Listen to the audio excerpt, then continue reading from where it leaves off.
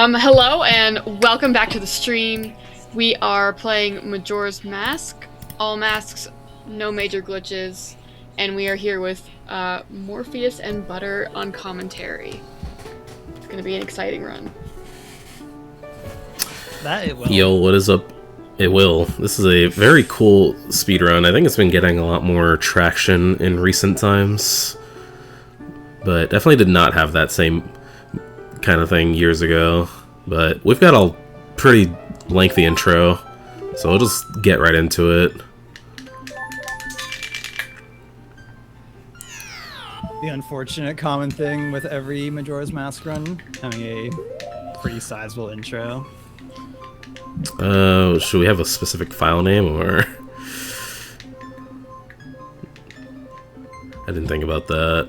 Do you have a name of a pet or let's see. something, or I don't know? Ruby and Lily. We could do that.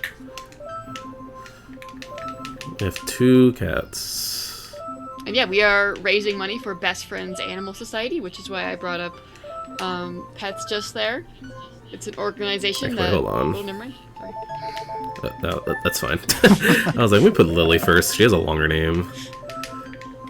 She has 2 L's in her name. And, alright. Just smush them all in there. Yeah, you only get 8 characters in this game. Yeah. Alright, I'm gonna start the timer in 3, 2, 1, and go. Woo! Alright. So, like I said, we've got a pretty long intro, but first cycle in this run is actually kind of interesting. But I'm Morpheus. I've been doing a lot of Majora's Mask for a while, and I have my co-commentator here, Butter, to help me out, because this game gets a little crazy pretty fast.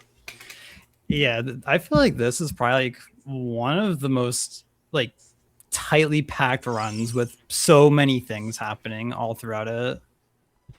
It's like once we kind of get going with the run, like the half hour in-ish or so, it's just kind of like we're just going constantly with the tricks and content. I feel like once you get past Woodfall Temple, it's just like you have the Oath to Order cutscene, and then you're just going for the next like hour. Yeah. It's pretty crazy. Yeah, how's everyone doing? I hope you guys have been enjoying the stream. It's been a lot of fun to watch the last few days. And we've already hit our 500... sorry, we've hit half of our goal for the money we wanted to raise, so we're doing really well. Thank you all for anyone who's donated, even if it's just, you know, any amount helps, because your money is going to go towards services, care services, and at their centers and adoption programs, and all the wonderful things that the charity does. So it's really fantastic. You love to hear that. Indeed.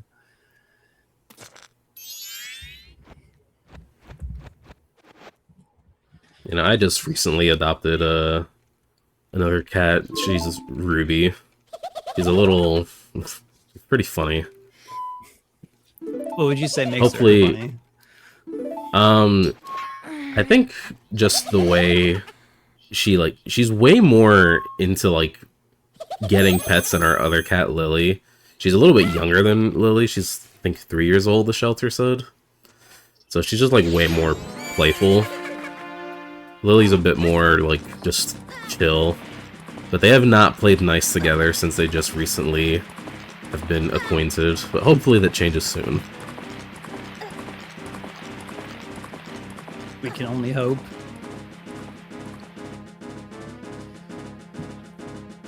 Alright, and we're about to get actual gameplay for a very brief period of time incoming. Now that our ocarina has been stolen, and our horse, it's a little unfortunate.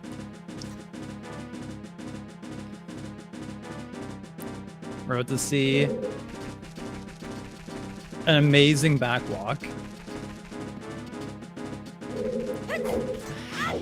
And as you did not see, as it's different in Twilight Princess from the previous run, but if you're going in like a long straight line, assuming you're not doing any glitches and you're just using normal base human link, backwalking will get you there the fastest, because it's just like real life. You go faster backwards than you do forwards. A little nod. It's true. You know, just like Mario, of course. I definitely take more steps walking backwards than I do forward, so I think that makes sense. I think I go faster backwards too. You know, allegedly, from what I've heard, walking backwards is really good for your knees. That's what I remember. That's what I'm being told. If there might have to try that out. I feel like it would be slower for me because I wouldn't know where I was going. I'd be too scared. You're just kind of going for it. You're just gonna get taken out by like a small tree branch on the ground or something. Maybe you could like pull out your phone and use like the selfie camera to like look behind you. Oh, that's smart. Ooh. That's tech. We're gonna start seeing more backwalkers after this run. You gotta push the agenda, you know, get people into it. I should also mention that all $150 for Majora's Mask was reached, so all 5 tricks that were in the incentive are going to get done. I don't have them in front of me, but I'm sure these 2 people know what they are much better than I do. It's gonna be super cool. Yeah, I do recall discussing it with everyone, and some of them might be jumbled in my head because there was a lot of ones that were proposed. I don't exactly remember all of the ones that we'll be doing, but that'll come up later. Yeah, okay. We'll get there eventually. But now we're cursed and transformed into a Deku scrub. And it's going to be the main theme around this game, is just using different transformations, which is pretty neat. Unfortunately, Deku Link is a little bit lacking in all the tech compared to Zora and Goron, but that's okay. He's still very cute anyway, so it doesn't matter.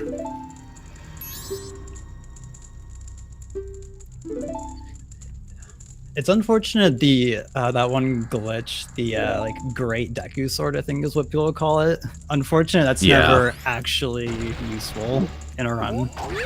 It's really funny. You have to get, I think, your B sword stolen by the bird, and then some shenanigans happen with that.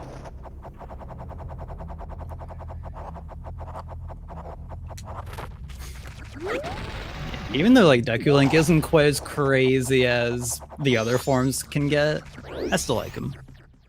He's got his vibes. I appreciate what he offers to the run. It's just something different. They all bring different things to the run. And his hat is also really big. It's huge. It is a very proportionate hat to what someone would usually wear. And we're gonna get our first trick coming up here. We'll not talk over it.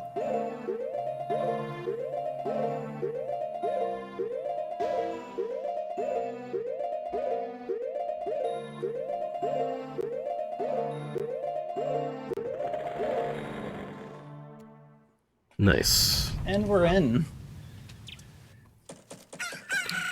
Yeah, basically a thing with Majora's Mask and Ocarina of Time is that cutscenes take 2 frames to start, and in this game you can pause and then you can buffer 1 frame that passes and then pause again, so the cutscene doesn't have a chance to actually begin, but you can move during that time. And the loading zone to enter Clocktown is active when before you talk to the Half Mask salesman.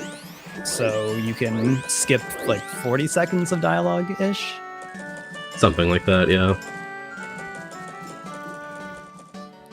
It can be a little unfortunate when you're doing any glitch run, since you're kind of waiting for like 8 minutes before you get to the first big trick, if you count that as a big trick. A big time loss if you miss it for like grinding for really good times. Yeah, pretty much if I'm doing a PB attempt and I miss that, I just reset immediately. At this point. The whole goal of this first cycle with Decalink, we're trying to make it midnight on night 3 as soon as possible. So we're gonna talk to Granny here and skip 2 whole days because she puts us to sleep with her stories. Yeah, she's quite the yapper. And now we're gonna go dance the night away, or the day away. If we dance the night away, then we'd moon crash. Yeah, if you've never played Majora's Mask before, we don't want that. Moon Crash would be bad. Especially in this run. Yeah. If there's any run that someone could moon crash in, it's probably this one.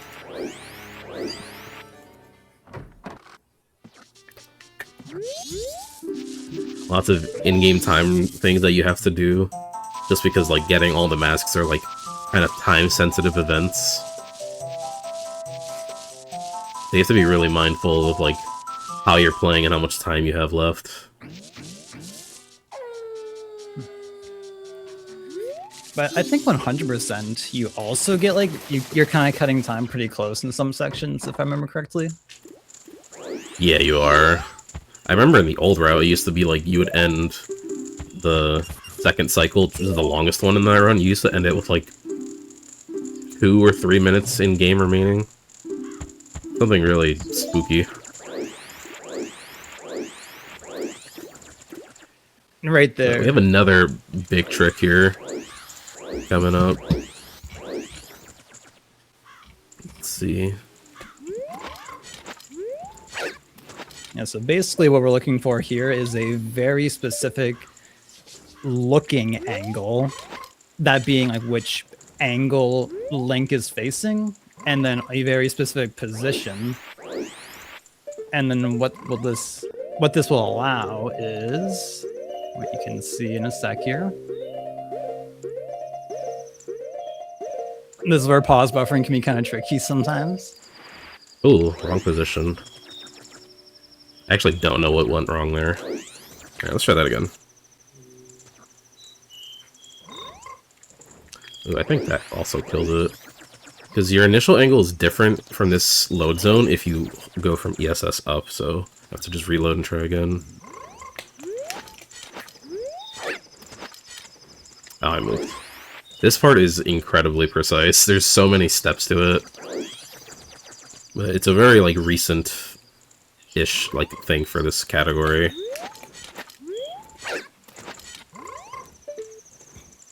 Yeah, I feel a trick like this is a lot more akin to like an Ocarina of Time trick. Whereas tricks... I think so, too. Yeah, I feel like tricks typically in Majora's Mask are a lot less super precise like this.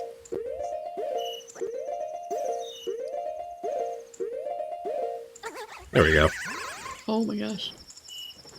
Oh. Yeah, so the water extends, like, way far down. That is the sky. That's beautiful. It's really cool.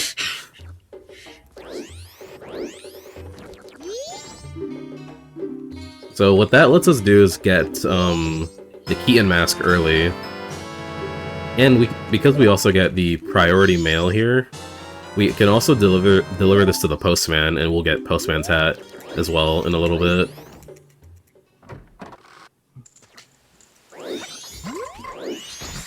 That setup for that clip through the wall has so many steps into it that, like, it's kind of hard to just explain in a short burst, even with all the attempts I did to try and get it there just now.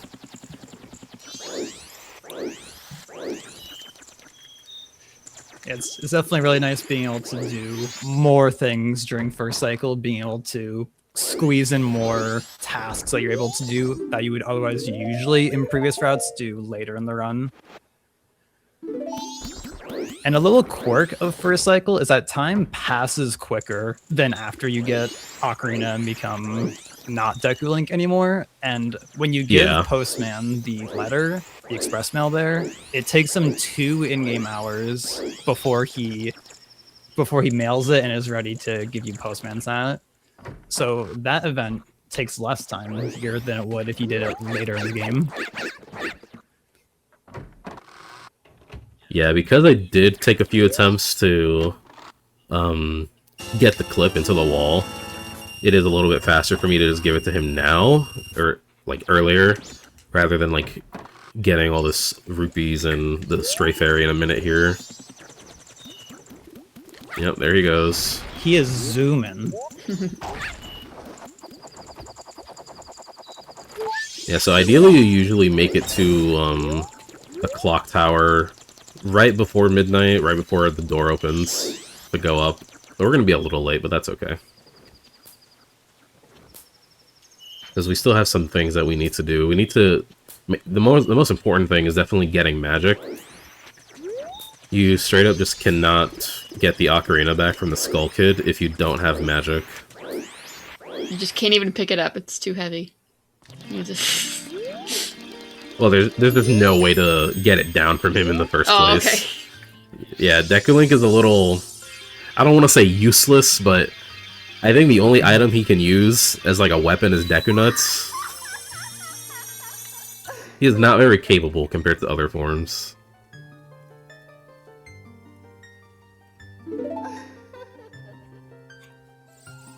If only Equip Swap was like OT, where you could just Equip Swap a bomb and just throw it at him as Deku. That would be funny. That would be. Yeah, we need to get magic, and then we're also setting up something else in first cycle here. We're depositing money into the bank. Because we do need to get both wallet upgrades at some point.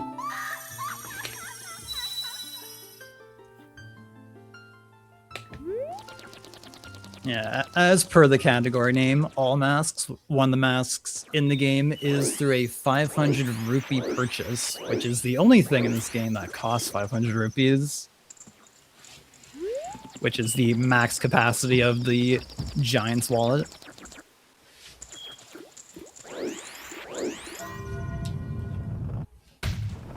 Yeah, we saw earlier that Morph deposited 2 rupees into the bank, and we're gonna put the rest of this 99 rupee count into the bank to set up for in a few minutes from now. Yeah, to set up the first wallet upgrade. We'll explain the wallet upgrades in a minute, in a little bit, because there is something funky going on with it in this run.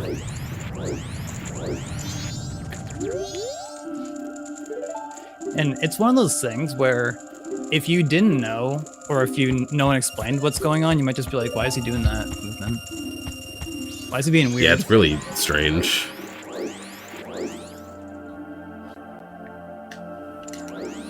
Alright, so money is deposited. We're gonna get the postman's hat and then finally make our way up to the clock tower.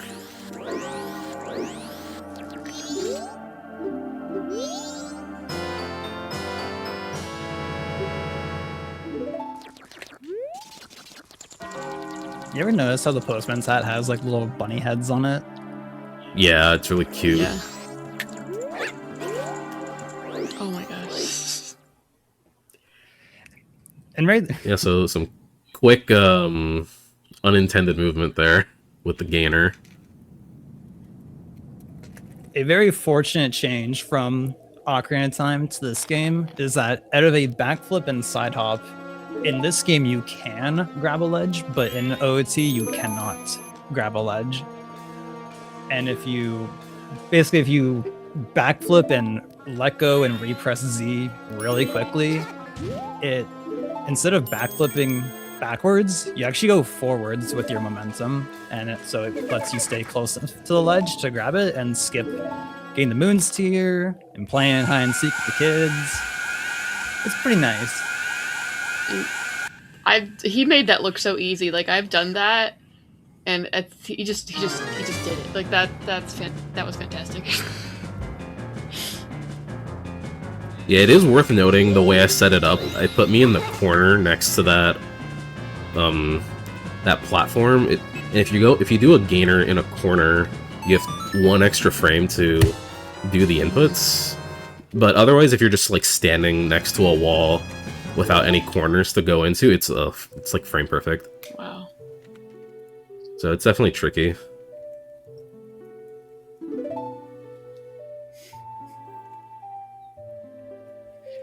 It's like a simple trick in concept, but like it's so many inputs together so fast. It took me forever to get good at it. I don't know if it was playing glitchless or playing 100% that got me good at doing them. But way too much practice for it.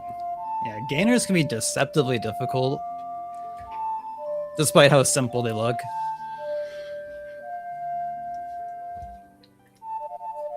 Even with like having that corner attack where you have 2 frames to do it, I still mess it up sometimes.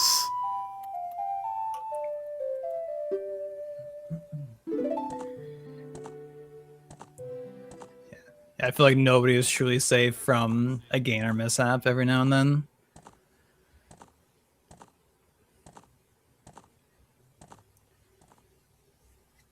Alright, so we got our ocarina, we relearned Song of Time from Zelda, and that's the last time we'll ever see her in this game.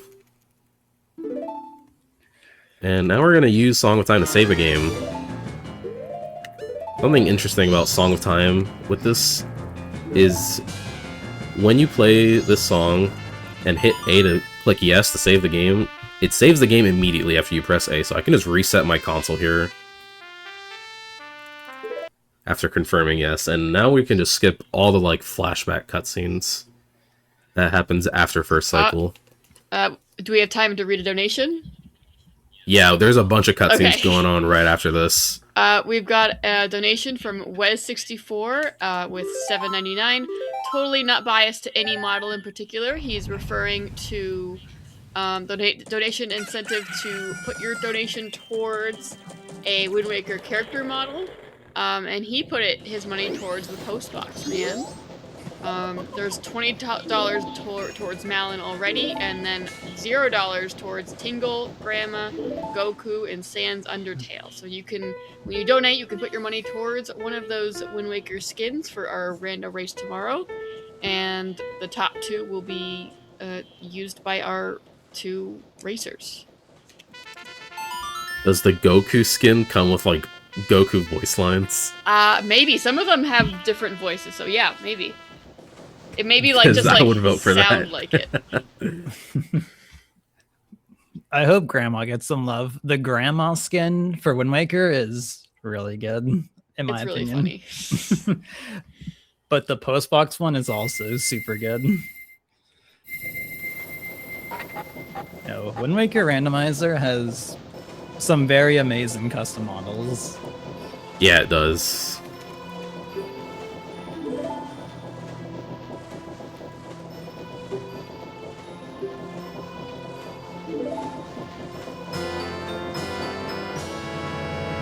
Alright, and we have our first transformation mask, which is the form we just were.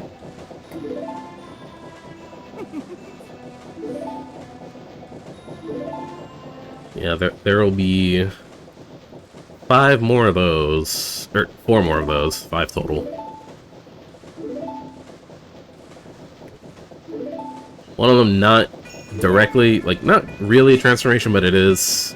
You only get to use it in one room, though.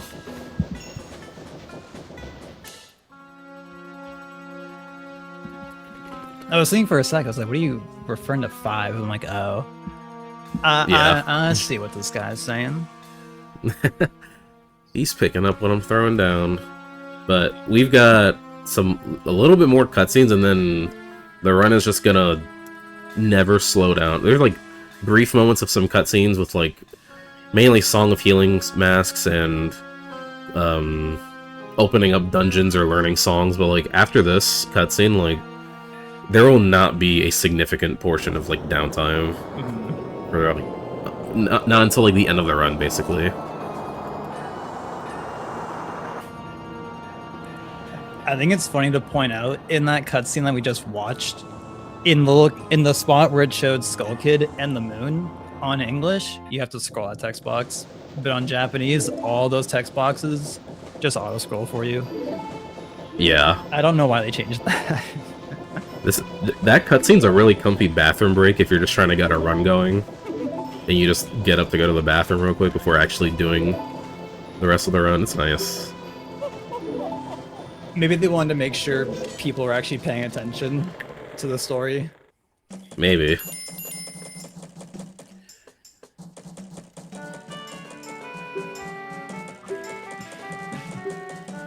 Alright, so all that talk about sensitive in-game time events that I mentioned earlier, that starts right now.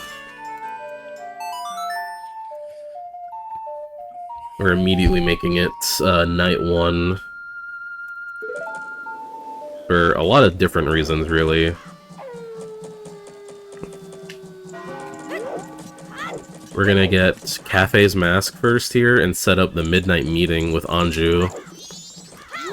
And the more like overarching thing we're aiming towards is saving the ranch, so we can get all the ranch stuff like Romani's mask and Garo mask and Epona song and all that stuff. Yeah, I believe it's 10 a.m. in game time when the mayor's office, where Madame Aroma is at. I believe it opens at 10, so it's nice that Song of Double Timing immediately lets us enter here without having to wait around or do other things. We can get it out of the way while we're already here.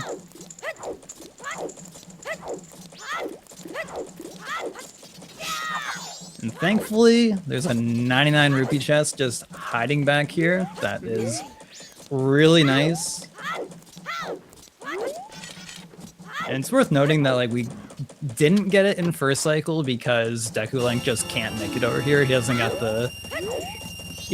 the knees to jump far enough. If we could, that would save time, since we wouldn't have to like open these doors to get to this chest here. Yeah, even like in the stock pod in here, when you're opening a door that takes you to like another room, even if it's not going through like a load zone, time still freezes. So ideally in first cycle, you want time passing as often as possible, but you kind of can't avoid it sometimes. Alright, so right here, I'm gonna set up Link in such a way that he can grab this ledge, target walk, and talk to the banker here. And what I'm doing is I'm pretty much setting up Link to be actionable after depositing these rupees. And when I get in front of the sign here, it'll change my A button.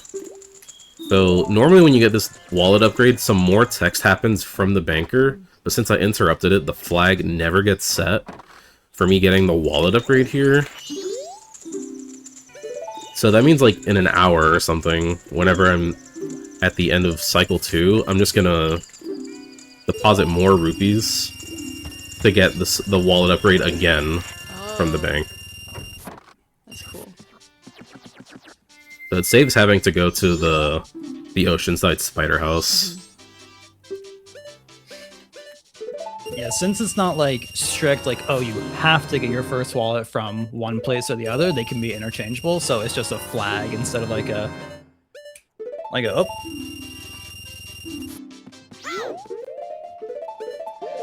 And if you've ever seen Majora's Mask or Ocarina of Time runs, this should be familiar. Some good old bomb hovering, which this run will make quite good use of.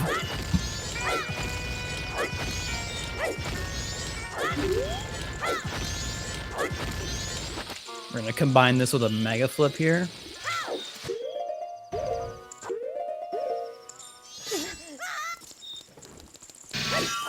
which will allow us to access what is supposed to be the South Clocktown Owl.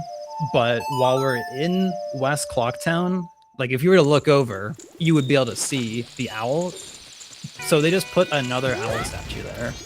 So it's not actually the same owl as the one if you're actually in South Clocktown. And it lets a very weird thing happen once we get Song of Soaring. And now we're gonna do a Hess. Lets us go really fast. Which you don't really end up seeing too many Hesses in All Masks because you get Goron relatively early, and Goron is as fast as Hessing, so pretty much anywhere you could just Hess, you could just be Goron. And now we get a Grotto alt exit. I'll let him focus up for a sec here because this can be pretty tricky.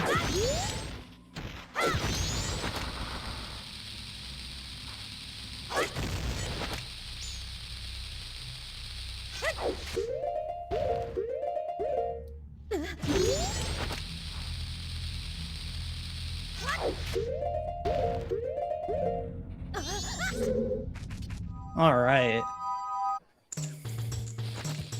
Basically, the TLDR of that is all the grottos in the game are in like a big map.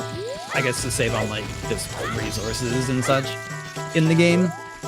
And so if you get out of bounds and can get into the collision of a different grotto, then you can access the load zone and take that grotto exit to wherever it would normally pop you out of, which conveniently the Deku Palace left side grotto is right there. So it lets us just get to Deku Palace immediately. That was a lot to take in because we didn't even mention the inverted Song of Time storage. I basically stored Song of Inverted Time earlier in Clocktown after the Hidden Owl hover, and it brings up the text prompt like, do you want to invert time, and it has like yes or no. And the monkey text here has the same kind of prompt where like he'll ask if you understand what he's saying. So you can just bring up the text box and play the ocarina and hit no at the same time, or like the frame after, and it'll skip like half of his text. It saves like 10 seconds or so. Yeah, all of that was definitely a blink and you'll miss it, just like so fast. Yeah, and then like the hover onto the moving platform with the Deku Flower on it. It's just a lot going on here. Yeah, one of like the weirdest things about the hover onto the platform, as he said in Deku Palace, is if you have too much height when you side hop, like Link won't like clip up onto the platform. So you have to have like a very particular range of height. Because if you're too low, you'll go under it, and if you're too high, you just don't pop up for some reason. It's really weird.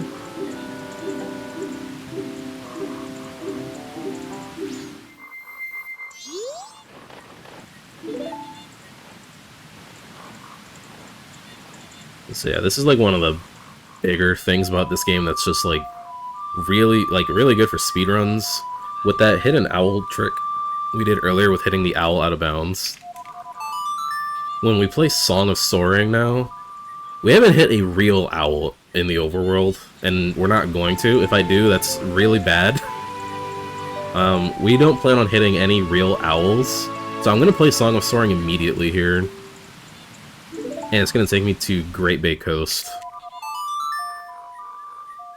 I don't know all of the details, but basically you can change where you go to places you haven't been before and just soar there.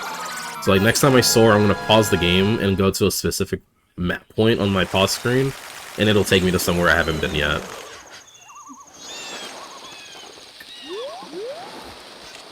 It's definitely some very technical explanation that I don't think either of us know the answer to, but just know it works.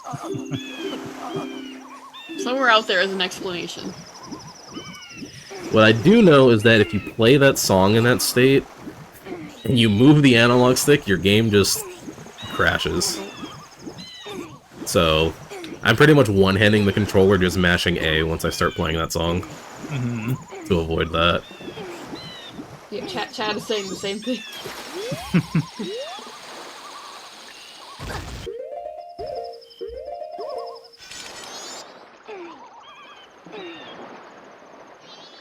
Okay, he's good. Sometimes you never know, because you just get there so fast. So this is time stop. When you backwalk with after a certain amount of frames from the bomb exploding, you can just press Ocarina and shield. And it'll interrupt some kind of cutscene, and you just get control of Link in a cutscene state. And I pushed Mikau to the shore and voided out. You can also take the load zone. I voided out there for health purposes, because I'm going to do a death warp in a little bit. But once Mikau touches the ground and like starts walking, you can just take the load zone or void out or whatever, and he'll be right back like where he's supposed to be to play Song of Healing. Yeah, and that cutscene of Mikau walking is like 15 seconds or something. It's like we have Zora King weep at home, but without the weep. I think it saves maybe 15, but watching the whole cutscene feels like 40 or something. It's really long. I forgot to split for Sonata. I had Sonata there because I was just putting splits in the run, and I usually don't split on Sonata because getting Zora Mask is so easy compared to Sonata that I just lump them together. That's valid. Like, you do a time stop and you jump to the rock cliff in Sonata for the Song of Soaring tablet.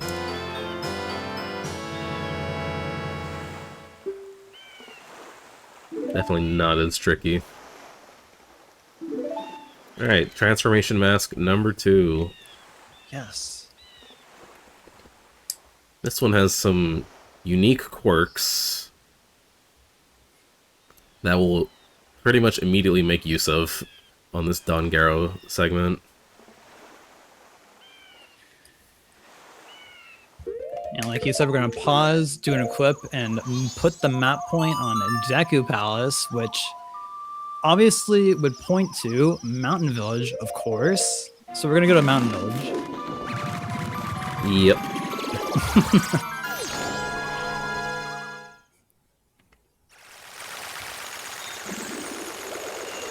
If I had to assume why the whole hidden owl stuff works, I would take a guess that the normal owl selection screen you play a Song of Soaring probably shares some code with the map screen when you're just on the pause menu normally.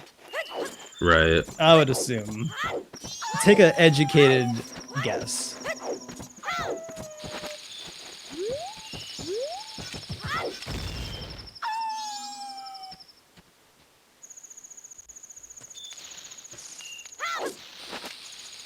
We're making some good in-game time right now.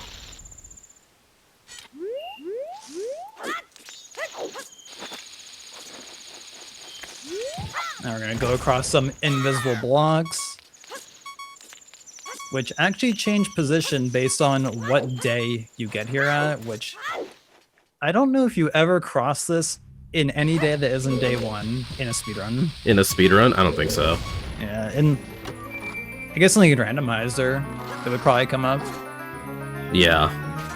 I don't know if I've ever crossed this gap besides on day 1 in a run, though. We do have a raid coming in from Glan. Welcome on in. We're doing some Majora's Mask, and as you know, raising money for Best Friends Animal Society. Yo, what is up, Glan? Alright, I'm going to invert right now, because I'm going to do a trick here that I may or may not fail. And if I fail this without inverting, that would really suck. Also, just because it wastes a lot of time. Mm-hmm. quick little usage of a death warp there, because entering the grotto doesn't like set a respawn point. So when we die, it puts us back at the start here, which is really convenient because it would take a lot longer to have to get back otherwise. Alright, my angle's not good for this. That's fine. Very barely not correct. That's fine. Basically, you can get an angle to backflip up that seam and then just side hop into the load zone instead of talking to this Goron. Saves about like 4 seconds if you get it first try. But if I did that with time uninverted, I would have burned a lot. Yeah, when you invert time in this game, time passes at 1/3 of the speed, so it's pretty significant. If you're uninverted, if time's running at normal speed, like, it's low-key zooming, which sometimes you just don't realize, and making a little error uninverted can be pretty costly in time-sensitive scenarios.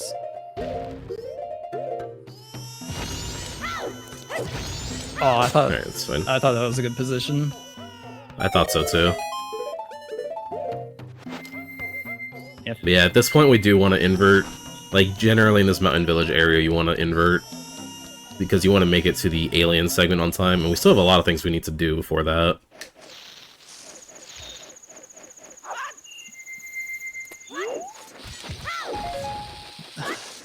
You know, what is it 7 S's for this trick? I feel like you can have a varying amount of S's depending. Something like that. There's a lot going on here for this super slide. Alright, second try's fine. I was too fast, so my timing on the roll pickup was bad. But yeah, Zora can just pick up the sirloin on the Japanese version. Only on the Japanese version? Yeah, he cannot do this on the English version. That's funny.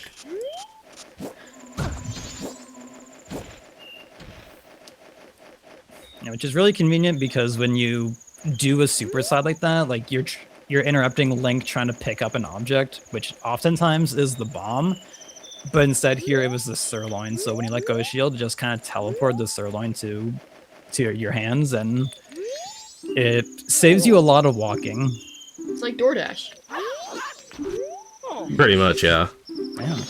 We would have, if we were playing on English, we would have had to got Goron Mask first, and then slowly walk all around the Goron Village Shrine and all that.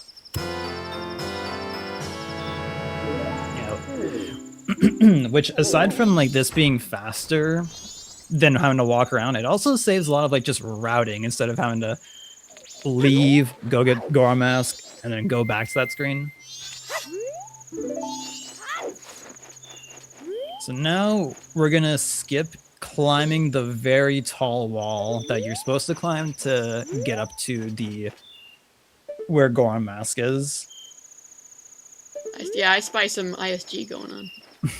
This is a very interesting spot here, but it worked. Yeah, you get some very weird collision. Like, this whole slope that you're going up is slippery for that first section, so it's really tricky to get up there without Link just kind of falling off. But it is really quick.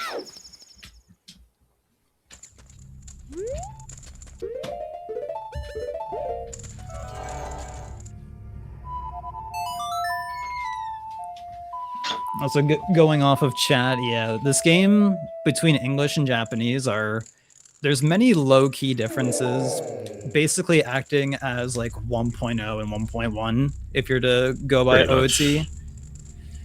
Because for OOT, Japanese and English is the same version. It's just like a singular like byte in memory. It's like, is the game English? Is the game Japanese? But for MM, it's different. And I guess technically WeVC Japanese is version 1.1. There's a N64 version that is technically the 1.0. It has some uses, I think, before for like older like SRM runs, but I'm not totally sure on the details of that. Yeah, for general like just purpose for speedrunning, playing on Wii VC is just pretty ideal. It feels good. It just plays good. The lag isn't too bad.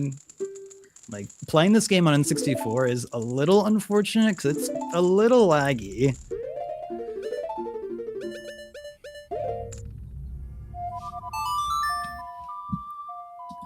Yeah, this game running at 20 FPS, and then the pause menu being 30 FPS, and then the title screen being 60 FPS. So it's... I always thought that's funny. Yeah, it's a little crazy.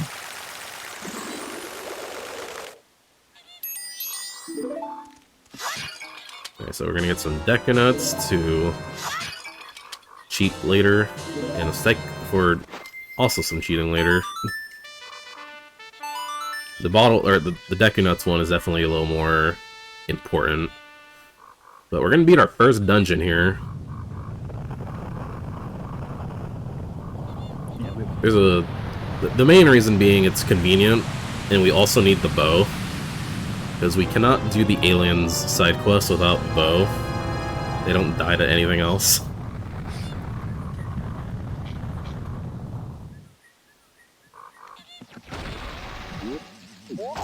I guess if you're playing the rando with Sunsong enabled, you can do aliens with Sunsong, but... You could do that, yeah. Unfortunately, we are not doing either of those things right now. And if you want to be technical through like SRM stuff, you can actually give yourself Sunsong, but we are not doing any SRM stuff in this run. And yeah, if you notice, Morph was dropping Deku Nuts there. A little wasteful, but we basically want just the inventory slot on the pause screen for the Deku Nuts and not the actual Deku Nuts themselves.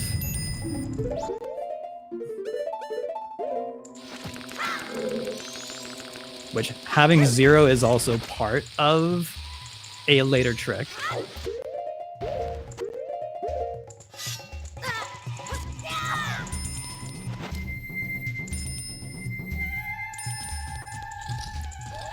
Avoiding the switch there, hitting that switch has such a low-key large cutscene.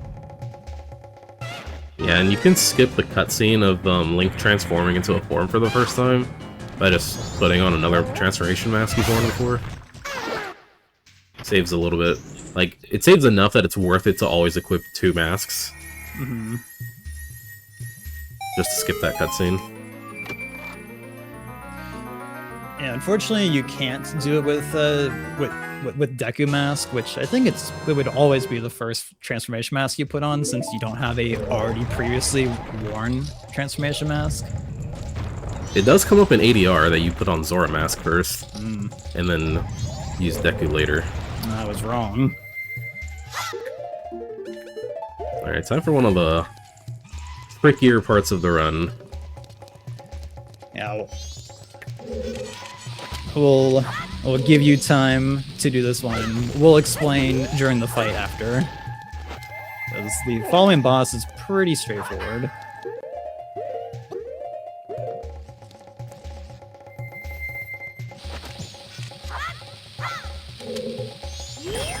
Man, that sucks.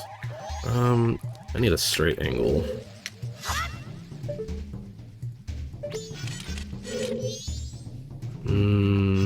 If you... This is gonna be a little tricky. You can like use the floor as like a guide, like to help yourself line up to make sure you're at like a 90 degree if you want.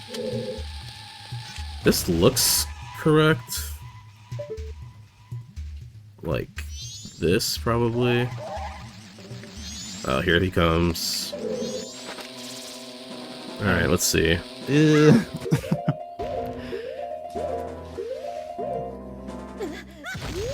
May or may not fail here. I think we're good. I think this looks pretty good. Got this dragonfly though. Okay. Oh. Getting that ISG is very tricky because you just can't see Link's sword. So like you have to curve yourself to stab the bomb in a different direction. It's really annoying. Happy to have gotten that because the backup would have been quite ugly. Yeah, that boss key skip is definitely a pretty big reset point for a lot of people. I feel like there's just so many things that can go wrong with it.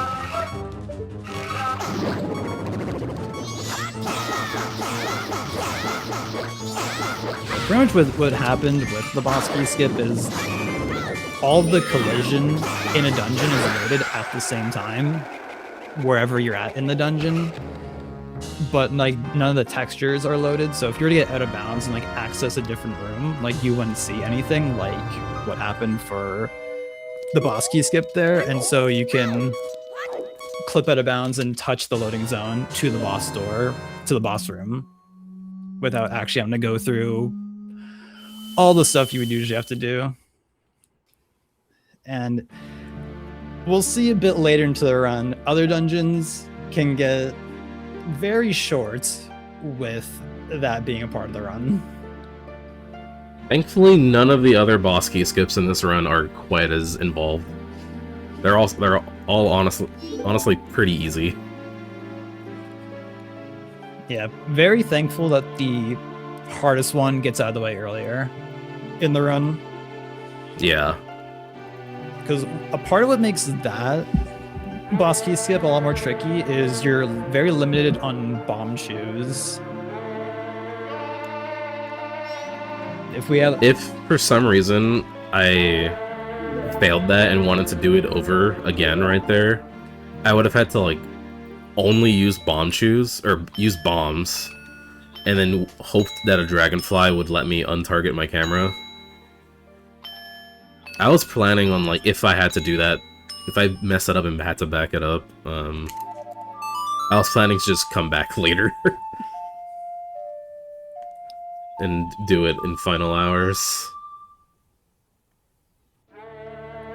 Because really the main important thing here is the bow.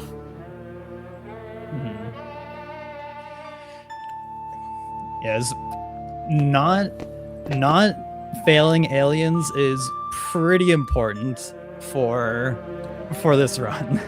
If we miss aliens, that gets a little unfortunate. Like so many things get like put out of whack if that happens. Yeah. I have my cat on my lap now. She just jumped up. Awesome.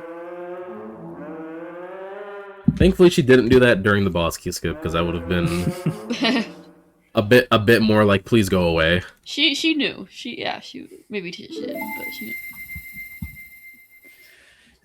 Yeah, Ruby knew. Do you mind if I say a little bit about the charity? Yeah, you can. So we're raising money for Best Friends Animal Society. It's an organization that advocates for and practices the humane treatment of homeless animals. They've been working since 1984 to make America no-kill, meaning that animals in shelters are given homes instead of put down just to make more room. More than 2 out of 3 U.S. shelters reached no-kill in 2025, and hundreds more are within reach of that goal.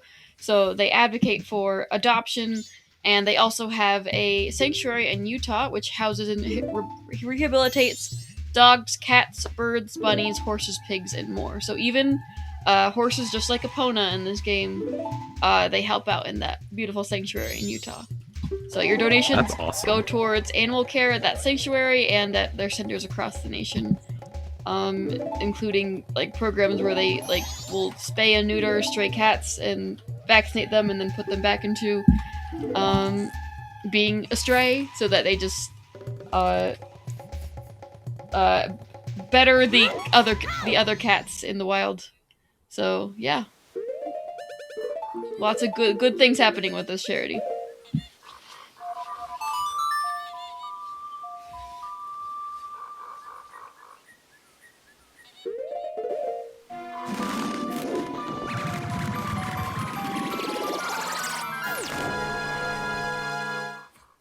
I always love the moon just staring at you after you soar away in that spot. Really good. Always looming over you everywhere you go. And also having low health here is a little unfortunate. Whoops. Yeah, I was thinking like probably grab the stray fairy here on the way to Anju. Honestly, could be worth it. Because I would either have to get like an RNG drop and in the field, or untransform from Goron, because Goron cannot kill the Chew Jellies since they are squishy and bouncy, and he just punches them away and nothing happens. Unless you have spikes, and spike roll does kill the Chews. How does it? Is this too low?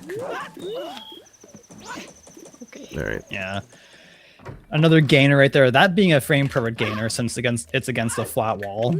And also very precise positioning, because if you're too far to the left, you'll be too low to be able to reach it. Oh. Echo. Stop. Forgot about that.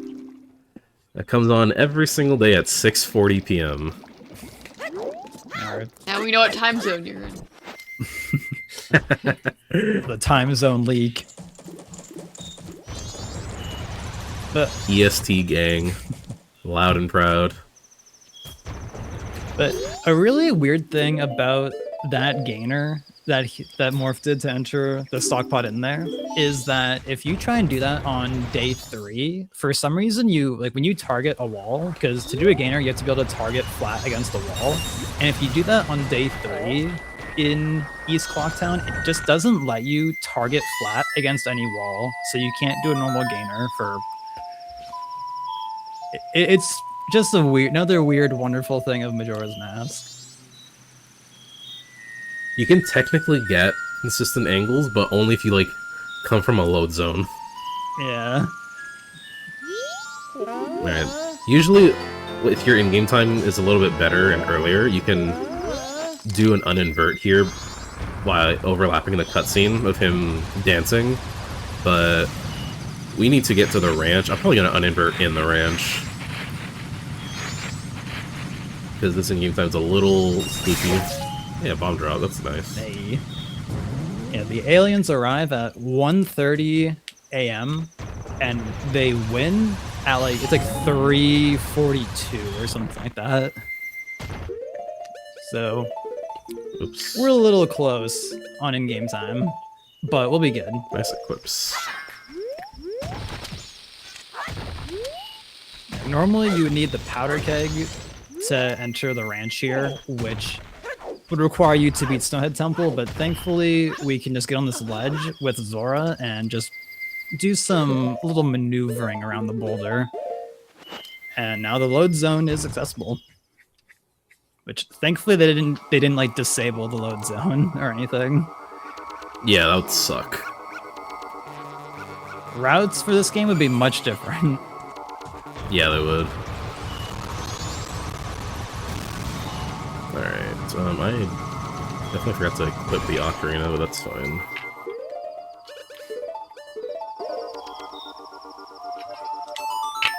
Yeah, I do like in Rando that it's the D-pad always has it on. That would be really convenient for if the main game had that, like good old Wind Waker HD.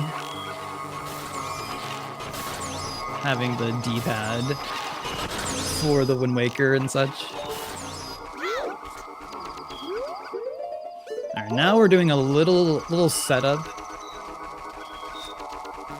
Because as we know, our horse resides here right now. And there's a little cutscene if you get too close where Link, or Tattle rather, is like, "Hey Link, isn't that your horse?" But if we do a little series of movements, we can get into a good position that, from doing a super slide, will clip Link out of bounds, and then from falling out of bounds, we can go really far to the side and activate the cutscene trigger, and then Void, which will count us as watching the cutscene. And thankfully, voiding like that doesn't cancel aliens. Thankfully, the event still goes on normally. And also, yeah, you can shoot the far side alien through the wall here.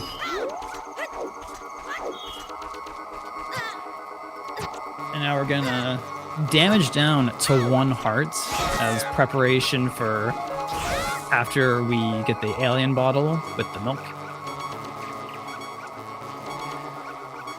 He's so tired. He's a little beat up, Yeah. but that's okay. Yeah. So, no Epona cutscene here.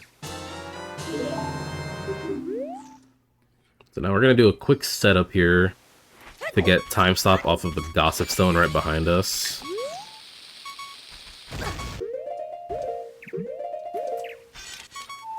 Nice.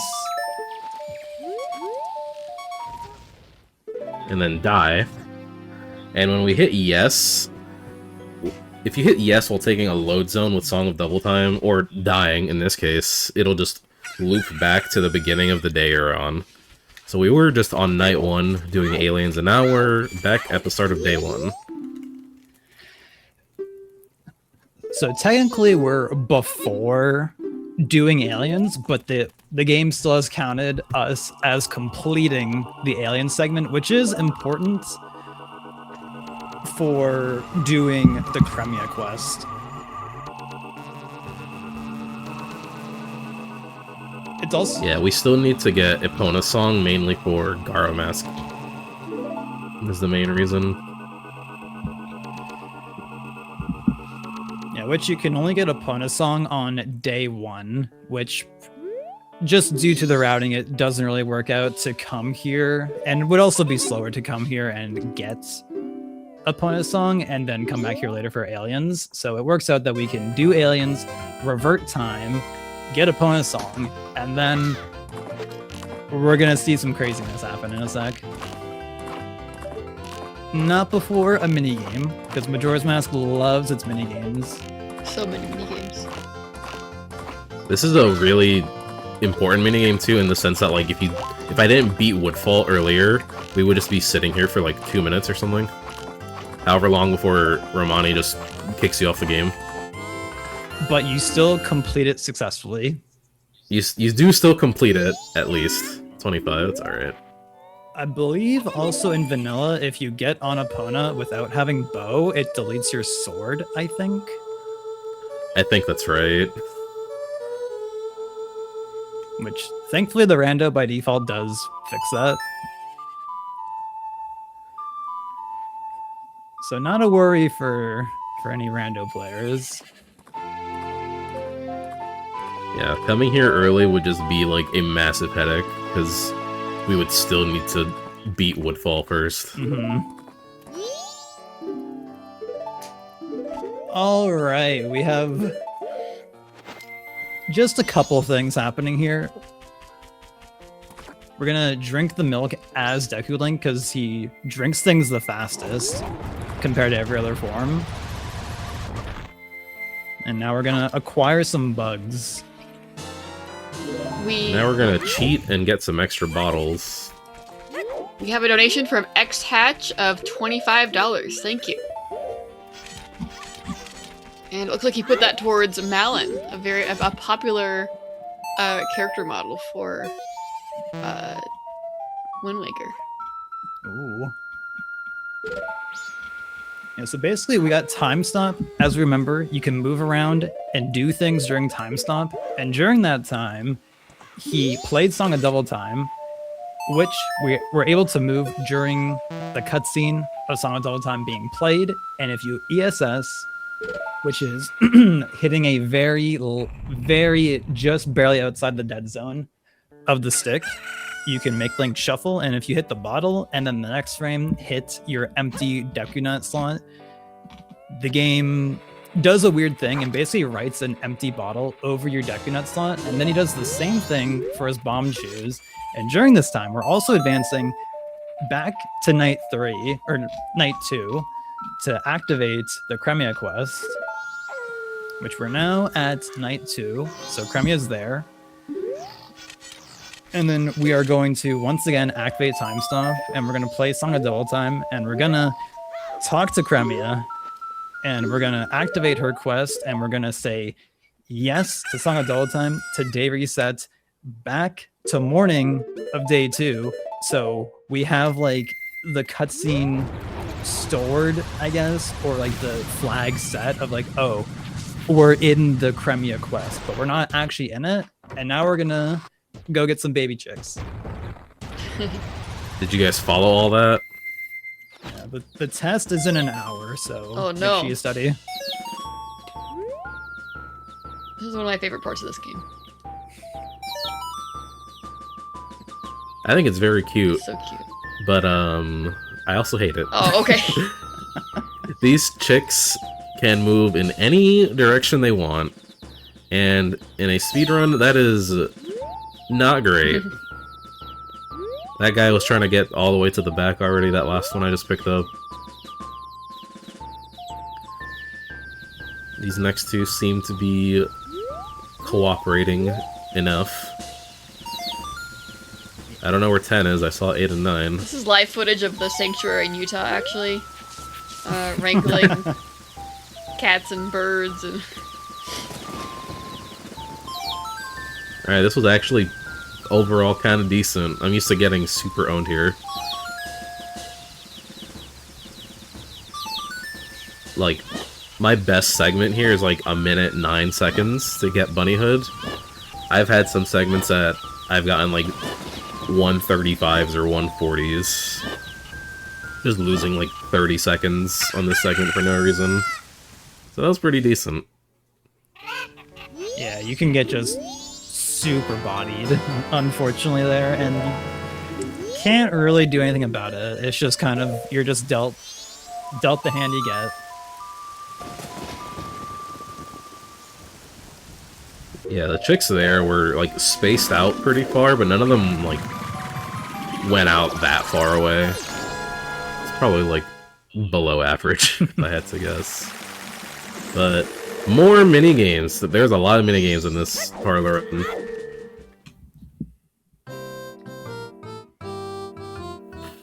It's time to horse race. Feels like that part in Oracle of Ages where I just do 3 mini games in a row. Just like, okay, keep going.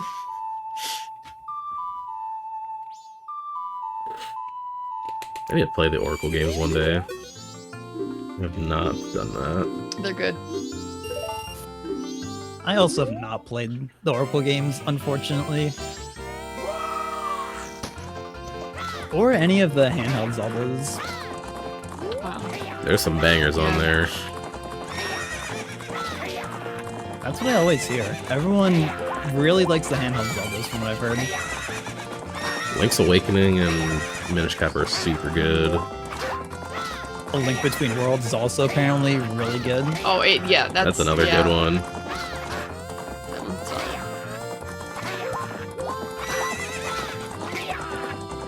I was worried if opponent was gonna actually hop that fence or not. I'm pretty sure I used a carrot right before it. I think.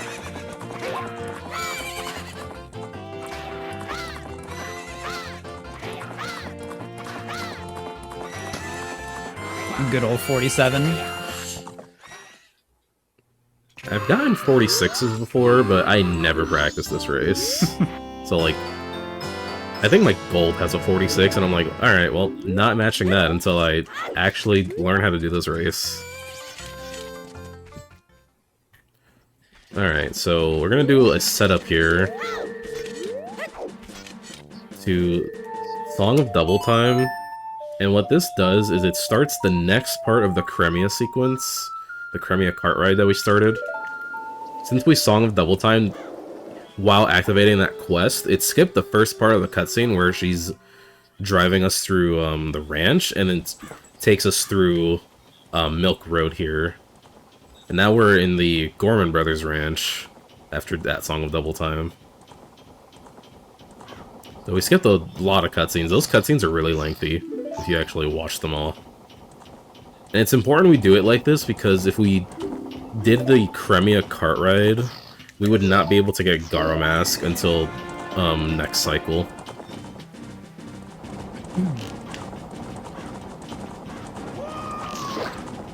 Yeah, since it also has to be daytime to do the Garo Mask race, even if you didn't already do this quest. Yeah. And after this cart ride is complete, like for the rest of the cycle, they just won't be at the ranch, I'm pretty sure. So we would have lost fair amount of time if we didn't do all that setup. Yeah, I don't know if they say they go somewhere or if they just kind of dip. I don't know. I don't know either. But what we do know is that this wood texture is really cool. It is. I think it saves 1 second because of lag. I think. It's like one of those things that you see other runners do it, and you're just like, well, clearly they're doing it for a reason, so I'm gonna do it too. Yeah.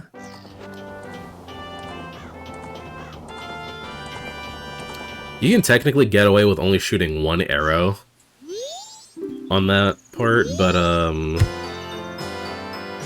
I always just like playing it safe there.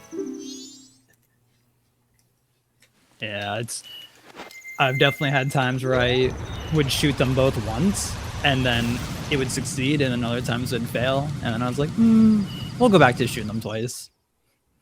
Just be safe. I shoot them both 4 times. Honestly valid. Just because I'm always paranoid. Alright, now we're on a little bit of an in-game time crunch. It's not too horrible if you're a little slow, but we basically want to talk to Cafe here and get the pendant, and then we need to make it back to the stockpot inn before 8:30. So if you get to the stockpot inn after 8:30, the door is locked, unless you have room key, which we don't have room key. So the option would be doing the Zora Gainer again, or putting on Deku Mask, which is definitely not as nice as just being able to open the door. And there's some other small things here. See, we're gonna get 60 rupees here in the laundry pool. These 3 reds are here on night 2. Money's pretty important in this run. And then we're also setting up for another mask later. We're gonna buy a red potion. There was a subtle thing that I did in the ranch. I put the bugs off of my real bottle into my bomb chew bottle. That's because you cannot put things like buying potions or whatever in a real bottle, or in a fake bottle rather. So we had to like clear that. So I have a red potion in my real bottle, and bugs are in my bomb chew bottle right now.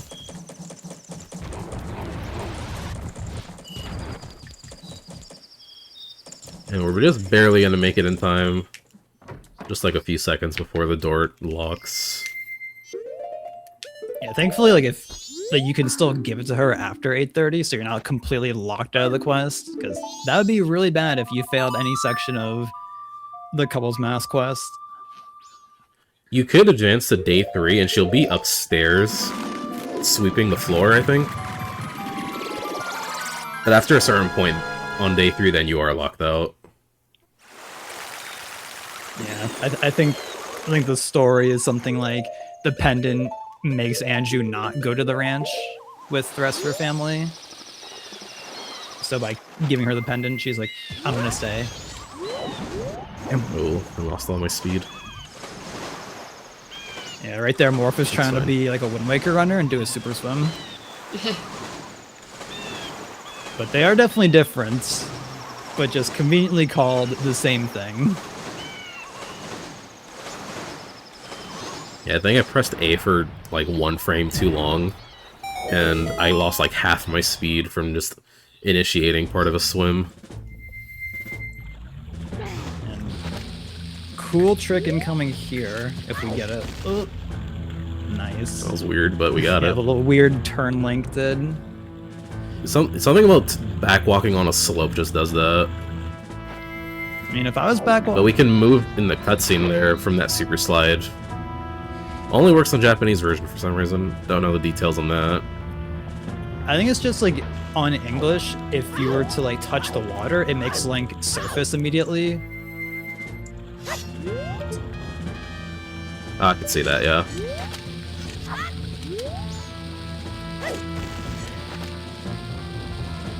And we're gonna skip the sewers of Pirate's Fortress. A little unfortunate to any sewer fans in chat. So many sewer fans.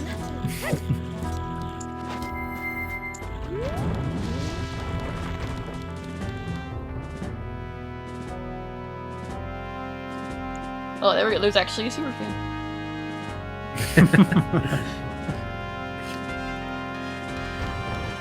So yeah, something else we're gonna do right now is we're gonna Song of Double Time twice, because it's faster to do it here than it is like in most other areas. Because we're gonna skip the day transition here where it goes like dawn of the third day or final day, whatever. That just gets skipped in like dungeon type areas. And we're also making it nighttime because on the Japanese version only, at night, this guard in front of us is placed like 1 unit further back, and that's enough to clear getting caught here. Yeah, the guards only hear Link actually walking, so if you like mash... Oh, okay. That slight movement is so hard. Yeah, if you side hop or like spam rolls right next to a guard, they just like can't hear you if you don't get any like normal walking in between them. That is ridiculous. Yeah, they can hear footsteps, but not like... It's only footsteps they can hear, basically.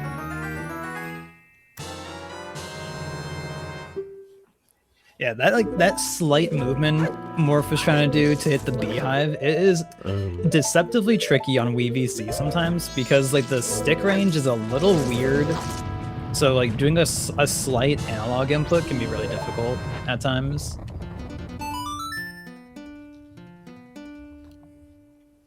Yeah, I turned just enough to be barely not hitting the hive. If I was a little bit more to the left, it would have been a bit easier. So we're finally going to the Ikana region. We've been everywhere else. This is our first time here. We're gonna fall all the way down. Yeah, we're gonna not get burned. Good. gonna see Stone Tower and just kind of ignore it for now. We'll be back here later. That's cool. You can just warp up to top without doing all the climbing stuff, though. Like, That's like the biggest time save for doing Hidden Owl early on. Is just skipping, climbing all of that. And with a really specific setup, you can just clip into the corner of the house with Goron. And we need this and this. Yeah, skipping, getting Song of Storms, and doing a lot of things. Like being able to clip into that house like that saves so much time. Yeah, it's gotta be like 5+ minutes you save. Like between getting Song of Storms and then watching the river start flowing again. It's a lot.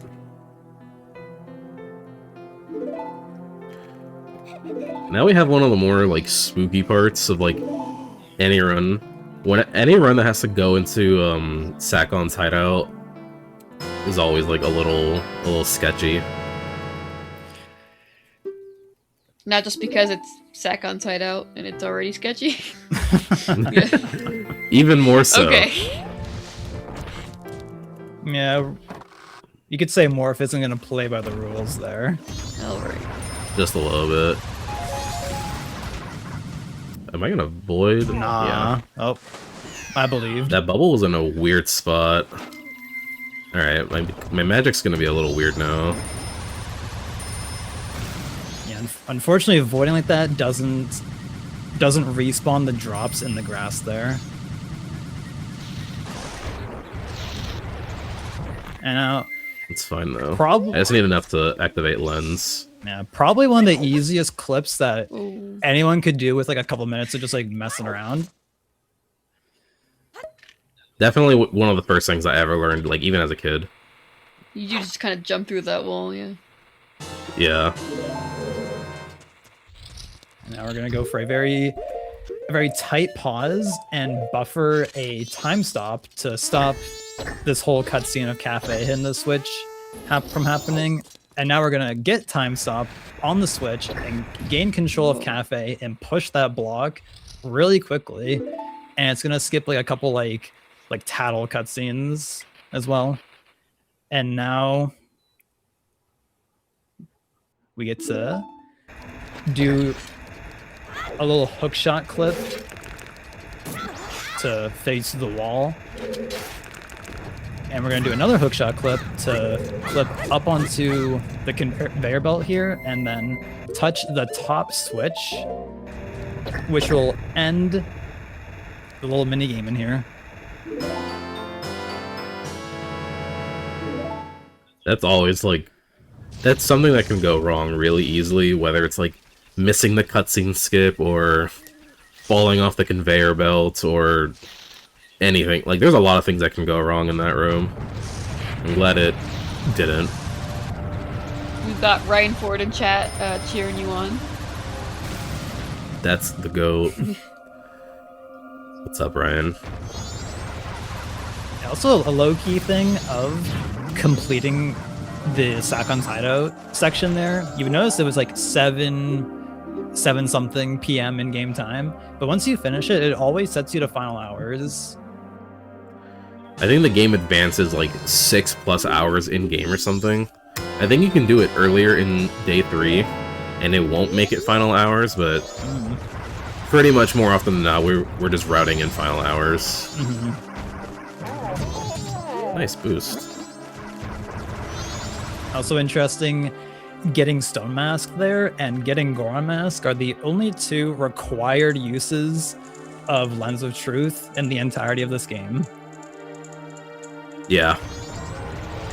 Technically, they're not the most useful item. Yeah, like there are other spots where like, it can be used, but it's the only 2 times where you have to use it in order to get the thing.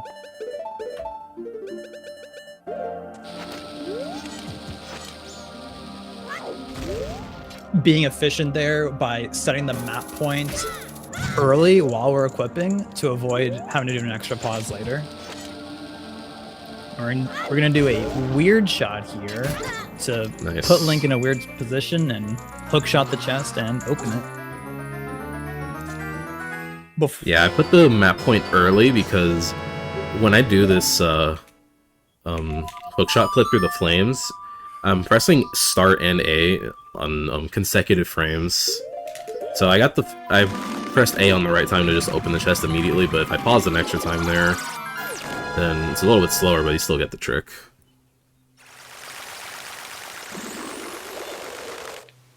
And now we're... alright. And now we're gonna go back into Woodfall. I guess technically it still counts as Woodfall Temple. To get the Deku Princess. Because Morph kind of just left her there earlier. He wasn't really feeling like it. She's been in here for like 48 hours or so. She's fine. We're doing a setup here, which will put Link in just the right spot from a bomb plus a very specific pound timing with injunction of the bomb blowing up to just flip you through the wall.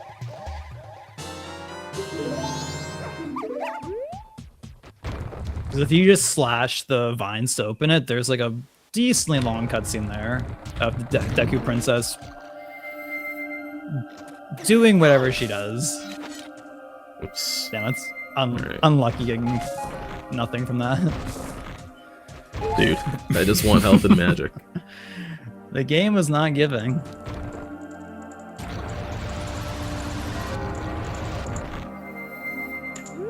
And we're getting here, for me, a favorite of MM, one of the spider houses.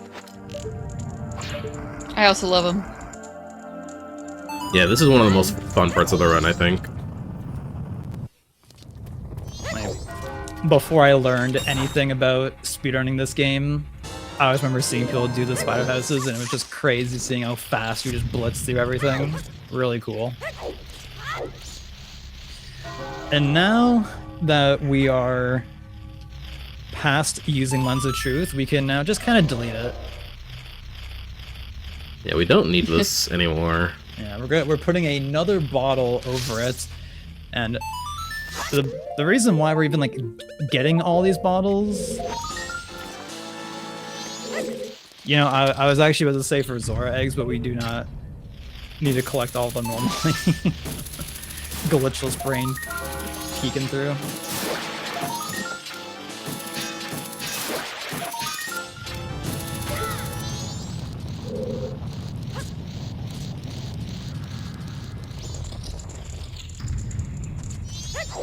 Oh no, the tree. Okay. No. That was... I mean, I don't know where they are, but it's fine, I guess. Yeah, there's a lot of moving Skulltulas in this room. And ideally, you like walk into this room and bonk the tree immediately, and it will set them up in like the same position every time if you do it with the same movement timing. So that tree is like very awkward to hit, so it's very easy to just not bonk it. And then that was enough to just throw off completely the order that I'm used to seeing the skulls fall down in. Yeah. Or the placements of them.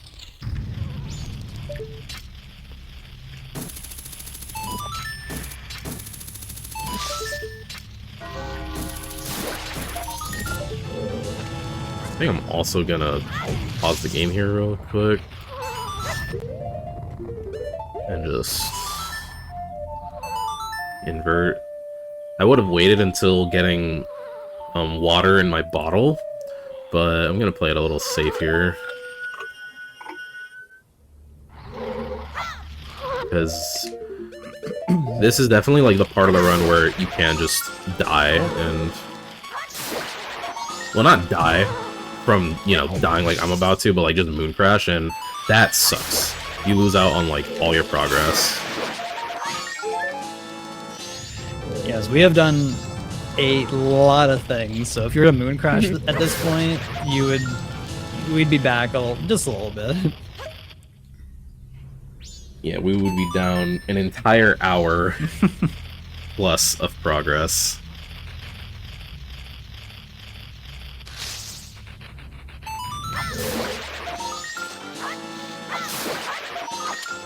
Yeah, this is where I would normally invert time here with Ocarina items. I did it earlier in the run when I caught the Zora egg after hookshot. If you ESS and hit like a bottle item and then use like your sword or your hookshot or a lot of different items, you can just pull the Ocarina. Which can be convenient to let you play the Ocarina without having to actually equip it, or in the case of with the Zora egg earlier, it lets you play the Ocarina underwater, which dubbed for the 3DS version for changing that. For sure. For letting you play Ocarina underwater with Zora Link.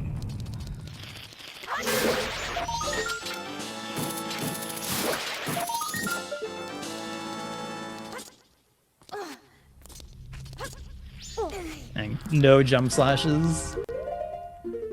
Never. I did it once years ago and fell down and killed my run. I was like, never again. It's cursed. And hopefully, well, where are these bugs going? Alright. That looks scary, but they immediately cooperated after. Come on. Yeah, what can happen there sometimes is when you're dropping the bugs to put it in the hole, sometimes the bugs can take so long to dig into the hole that it just like cancels like the little cutscene there, and you just lose the bugs and they don't like give you the skull. And Yeah, you need all three of the bugs from your bottle to go in the hole. And if all three of them just don't, or if they do and they still just take too long, you just gotta get another bug. it is like, That one being the last one is so bad. yes, I think you have to just like drop down and go back to the beginning and get more bugs, or hit the reset button on your Wii and do a new run. Yeah. That time loss is massive.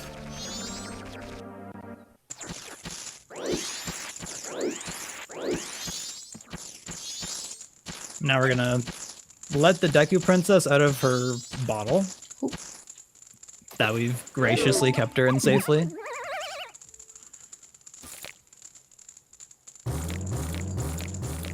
Yeah, she's finally out of the Woodfall Temple. And she's not happy.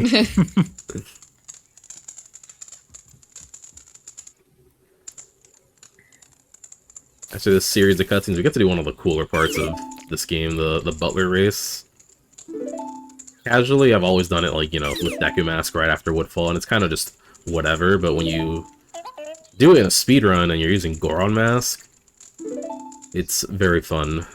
Yeah, I don't think I've ever seen that, Optimize. so that'd be cool to see. Nice talk range.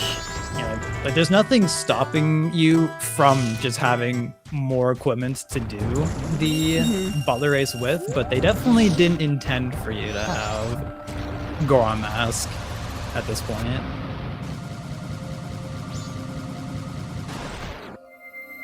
But it conveniently does make the Butler race really cool. Like if anyone's a Dompe race enjoyer, I feel like this is pretty crazy by comparison. Thankfully, there's no RNG flames. Yeah, the Butler's a little nicer to Link than Dompe. Yeah. Not that much, because he will, if you get too close to him, he will just, like, kind of push you. He's got, like, really big hitbox on him. Now you're doing this, huh? I love that setup. It's so easy. There's basically a weird quirk with, like, Goron Link's roll hitbox where he's, like, kind of like lopsided. And so when you roll across that gap that Morph did that little, like, setup to get across, if you're not, like, in a specific position prior to starting, aka so this right part of Goron's roll hitbox is hitting the ground at the right time, you'll just sometimes bonk and void, which is really bad. But thankfully he did not. Yeah, he did. Getting up this stairs is really hard, but that's like most of the time save with Goron there. Yeah, skipping that little firebar maze just by going so fast, they just can't come up. This is so cool.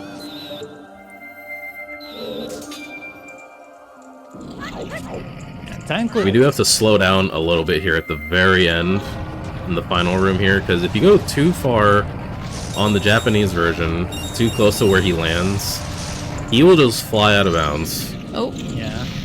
You he's like, kinda I'm could done with this. Yeah, you could kind of see him like clipping the floor for like a frame or two there. Yeah, thankfully you can just stand really far back and not lose any time and have no worry of him just despawning from existence.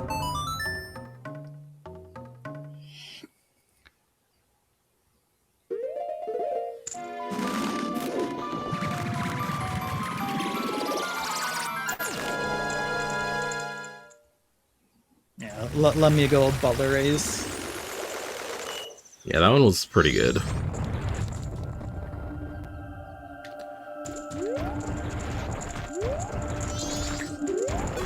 I definitely picked a good time to invert when I did in that fighter house, because I was anticipating we would get here right when Cafe got here, but we're gonna be not late. This is like ideal timing in a speedrun, like in a PB attempt. Yeah, this is like super fine in game time.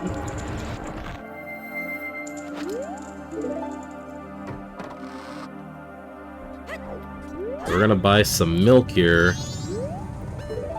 This is a very important purchase that will pretty much get used right after this next cutscene here.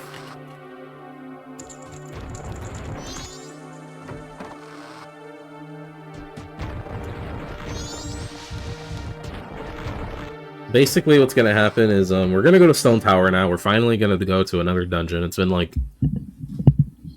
40 minutes, 45 minutes or something since we last stepped foot into a dungeon properly. And the thing with Stone Tower is that you cannot access the boss room immediately, since the boss room is only active, or like loaded in to the dungeon when you invert the temple. And we need to get light arrows, but light arrows take some time to get. And that's where the milk comes in. We're gonna do a glitch called Get Item Manipulation. Or GIM, I'm just gonna call it GIM from now on. And basically, when we do remote hookshot with the hookshot and milk, if you open a chest on the frame Link pulls hookshot again, if you open a map or compass chest, or probably boss key chest too, you will get light arrows. If you do it on any other kind of chest, you get the ocarina back, which is funny. But that's what we're gonna do. We need to equip the egg first for reasons related to Gim. If I don't show the egg off, the game will just crash when I do Gim. No idea why. But before I open the treasure chest and do all the setup stuff, I'm going to just show you guys what the egg looks like. Gotta tell the game what's going on and then do it. Okay, we're doing this now. Okay. It's funny because the opposite is true on the English version of this game. If you show the egg, you will crash. Oh.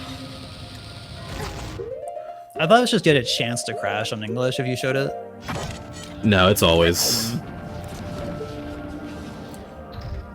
So if you like play on English, mainly for the any % NMG category, and you show the egg, you need to do some really long backup. It's really dumb. Yeah, we're gonna go over here to the right side and get to the compass chest.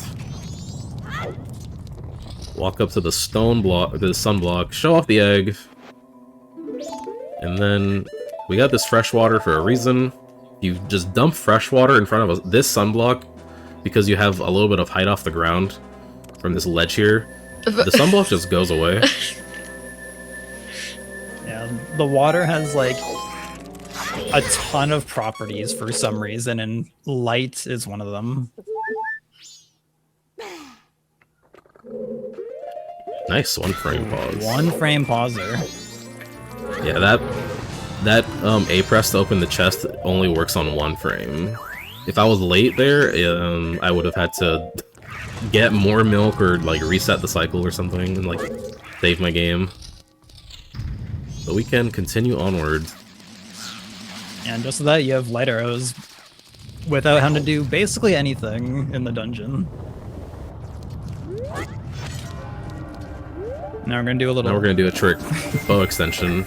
You want to explain that? You can do it. Basically, I put Link next to a wall in front of him, and pressing target, bow, and forward on the control stick will just like push his hands a little bit into the wall, and that's just enough to get me through the wall and shoot the gem. There's a lot of ways you can flip this dungeon over, to be honest.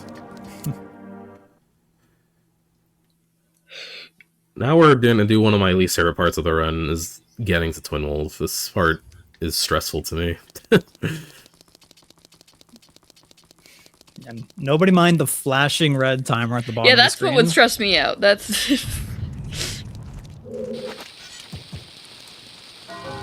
And like a little like quirk of this game, like when you're getting closer to the moon crash, like the whole like bells and the world shaking from like the moon's force, I guess. Like the shakes feel like more intense. And so sometimes the screen shaking can just like totally mess with your movement. Or just mess with like you visually like perceiving things in the game. Rather. And a little recoil flip there to bridge the gap here. Yeah, that recoil flip, you have like 3 working frames to let go of the bomb and backflip. But because of the moon shakes, they all start looking the same, so I just buffer it.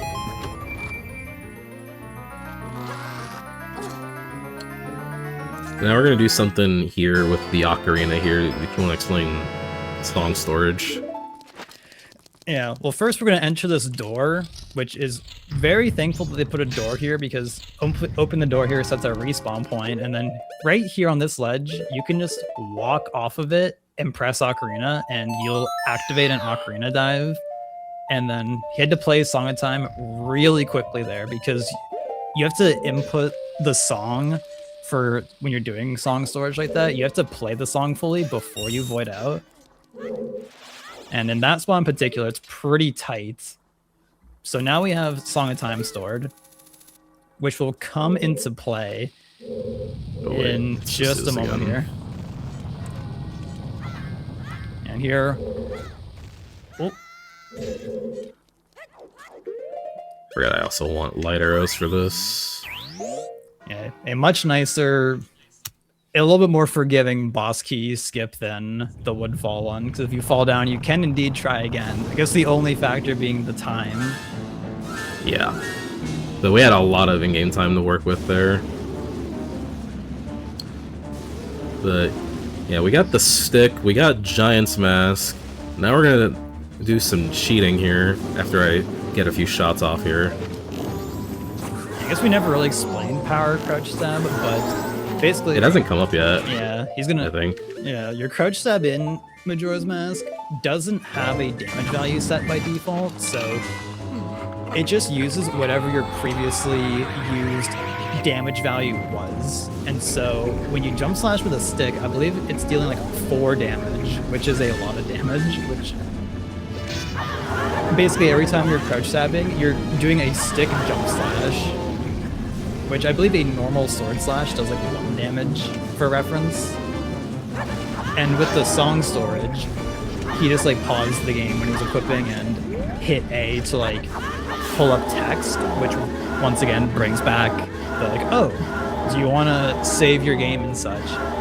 And a little quirk for Majora's Mask is that whenever there's text on screen, the in-game time just doesn't pass. So, as you remember, we had like 10 minutes of in-game time left, like basically nothing. And so, thankfully, it allows us to have enough time to actually beat Twinmold. And as well, it pauses your magic usage conveniently. Because when you're using Giant's Mask, you're constantly burning through magic. Hard part about this fight is honestly the camera. Because the camera is like going at a slightly like below angle underneath Link. So it's kind of hard to tell your spacing relative to Twinmold to get these crouch stabs off. And also just with your shield hitbox being massive in this game, like a lot of the times when you're trying to crouch stab Twinmold, like you'll just clank with your shield and it like will interrupt you trying to crouch stab. And it could be a little obnoxious.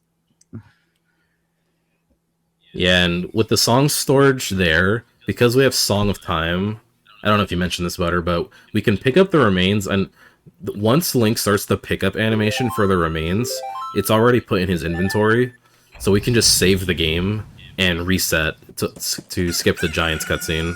Mm-hmm.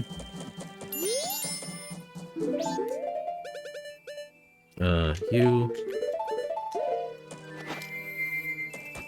Yeah, if you're more familiar with like modern stuff for Majora's Mask, you might be familiar with Remains Escape, which we will see in a bit. And you might wonder, like, if you're wondering why we don't do it there, it's basically just in-game time. It conveniently works out that we need to reset in-game time and also do other in-game events that we couldn't do. Yeah, so the main thing we did in the last cycle was the Aliens segment and Couples Mask. And in this cycle, if you do Couples Mask, you cannot get Blast Mask in the same cycle. And like vice versa, if you save the old lady to get Blast Mask, you cannot do Anju and Cafe side quest in the same cycle. So it works out to have to reset the game there.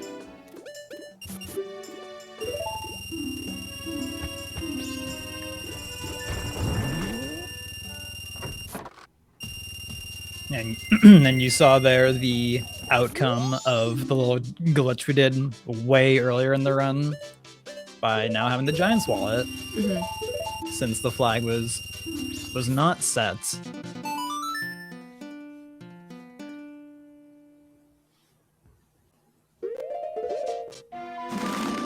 Alright, now we have pretty not interesting part. Basically, we're gonna get the New Wave Bossa Nova, and we only have 1 egg. So what we're gonna do is something called Equip Swap. We're gonna do our first Equip Swap of the run, and basically just dupe the egg over the light arrow slot 6 times, and then get rid of the real egg. There's not much going on here, to be honest. Is that an opportunity for me to do some talking? Yeah, I was ready to throw it over to you. Alright. So we are playing Majora's Mask, but we're also doing it, raising money for Best Friend Animal Society. It's an organization that advocates for the humane treatment of homeless animals, and they also have sanctuaries and shelters that where they do just that. One of their big mantras is that if 6% of people adopted their pets instead of purchasing them from a breeder, the overpopulation problem that leads to crowded shelters would be solved. So a lot of times shelters are crowded, the outside world is crowded, so then they are put down. But this charity wants to make America no-kill, so that the animals in those shelters are given loving homes. And even the ones that aren't giving love, there are ones that at their sanctuary in Utah, where that's their permanent home. And they just care a lot about animals and taking care of animals.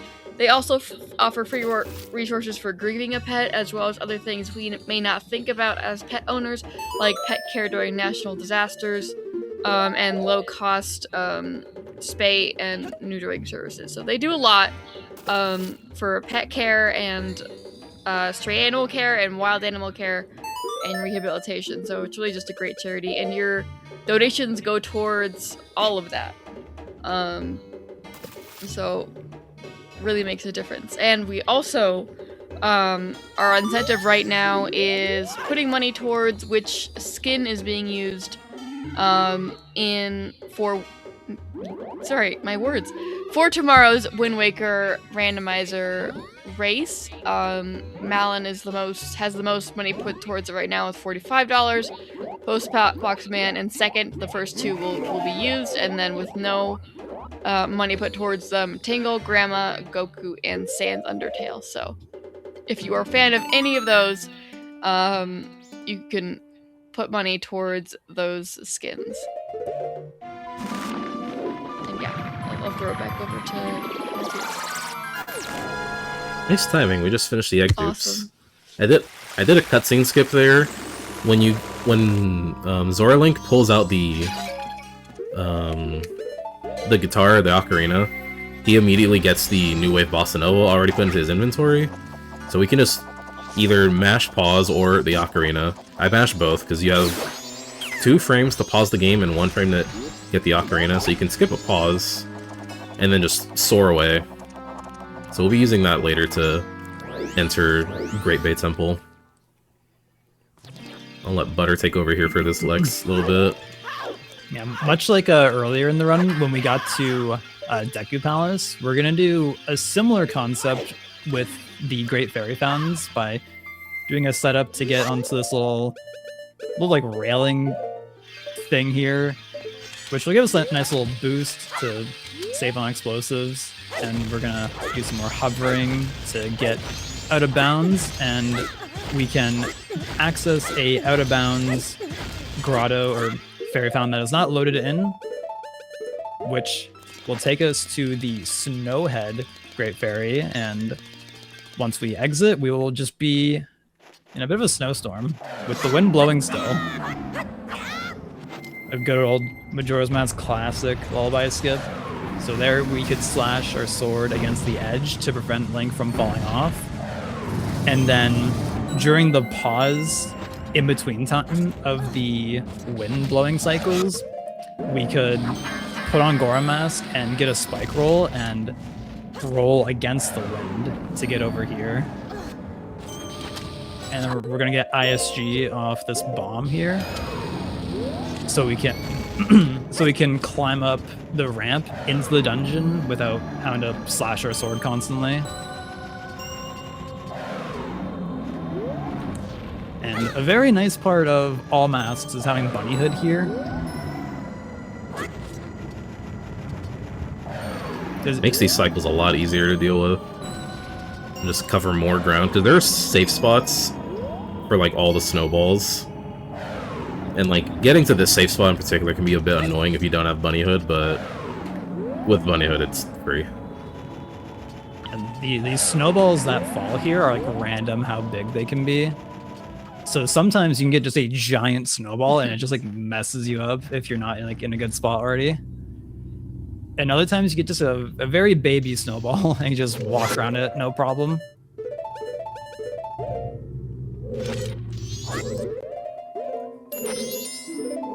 Now we're gonna activate Action Swap, which basically TLDR, you do a weird thing with the nav or title text. Wrong game. And it lets you shoot a... It happens to me a lot. And it lets you shoot a burning arrow. Not a fire arrow, but a arrow that has like passed through a fire source. And it lets us just kind of skip a little chunk of the temple here. Now we're gonna do Scarecrow skip. Ooh, Nice. ooh. First try. Love to see it. That trick, or that shot, is very precise. It's pretty much just like a pixel's worth of leniency. Depending on, like, no matter where you stand, you're always gonna have like just that little range. But the way you line up for it can be different depending on where you stand. There are setups to get like a consistent position, and you just aim for the same spot, but obviously it's a little slower. So a lot of people just kind of YOLO it.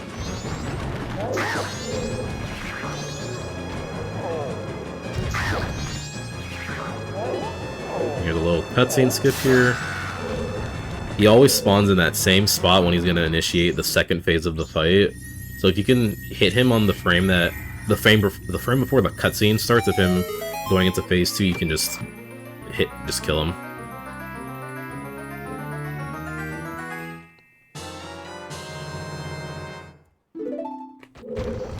Now we actually have fire arrows.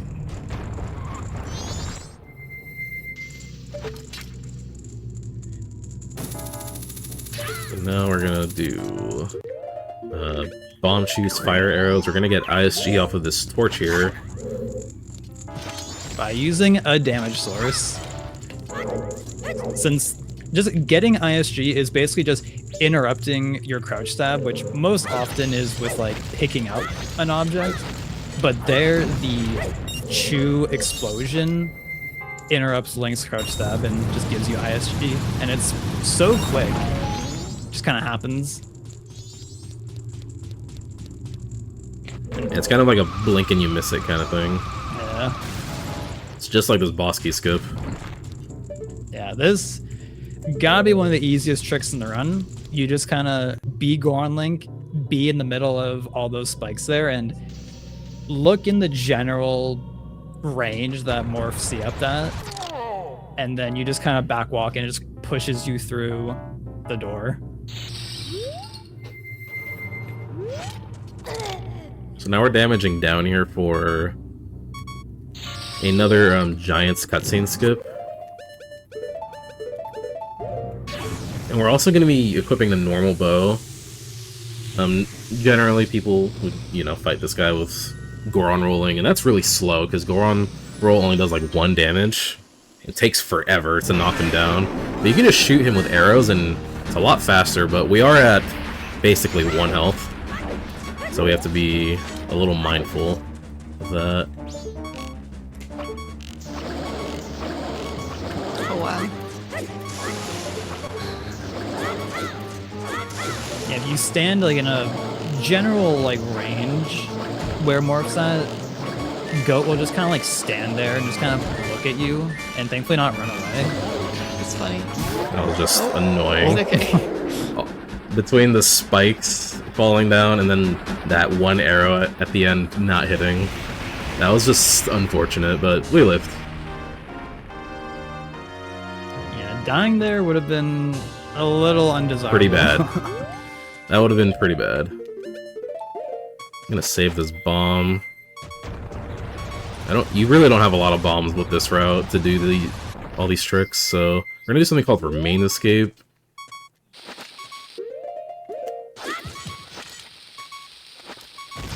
There we go.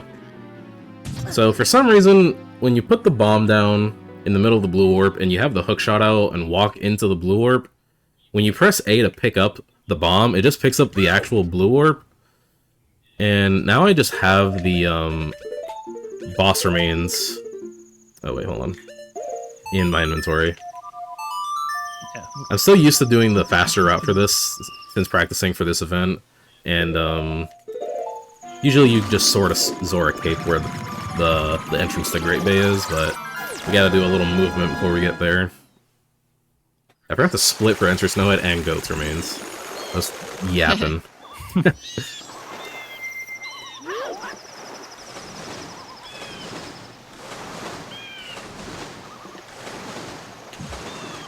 Oh, didn't get the Zora house. Nose West. A little unfortunate. So there's another cutscene skip coming up here. It's pretty similar to the Happy Mask Salesman trick I did at the start of the run. But it starts from playing New Wave Bossa Nova and interrupting the cutscene playing with pause, and I only have 1 frame to hit the start button, so let's see if I get it. Yeah. When you're going for like really good times in this game, this is one of the tricks of all time for sure.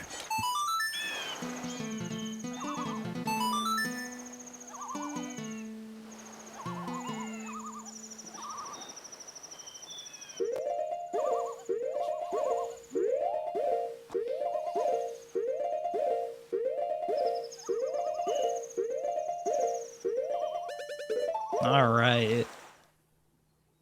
Nice. Yeah, like compared to the Happy Mask Salesman skip at the start of the run, like for that one you could pause like way early and just continue like buffering if you wanted to, but for that one, as Morph said, like it's out of playing New Wave, so normally like the turtle would rise and everything would happen, but you have like 1 chance at a 1 frame pause there.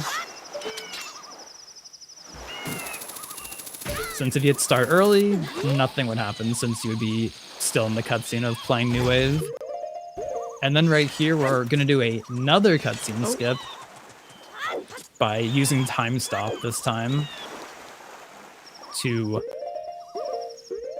skip the cutscene of going to Great Bay for the first time.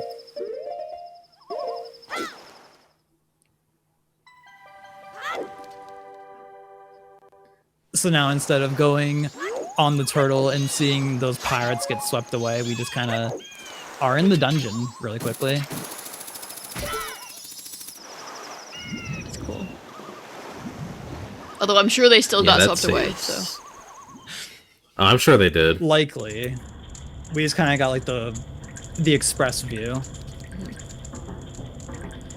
And now we get to do Great Bay Temple. Oh boy, I cannot wait to see this dungeon.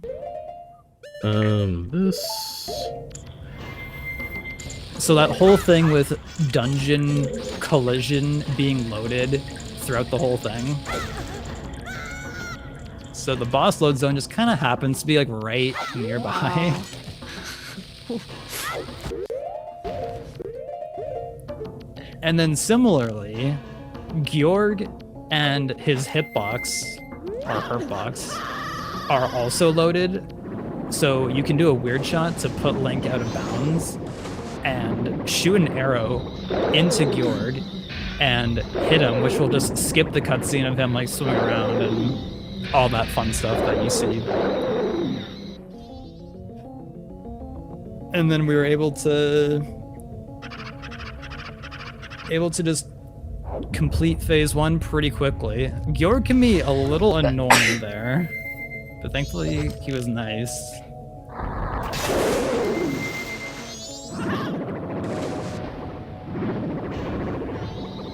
This is so clean. Yeah, that was all really good. Yeah. Yeah. Alright. Unfortunate, I'm very slightly behind on in-game time, so I won't be able to do the fastest routing. I'm gonna grab this. Alright, so we're gonna do another Remains Escape. Put this.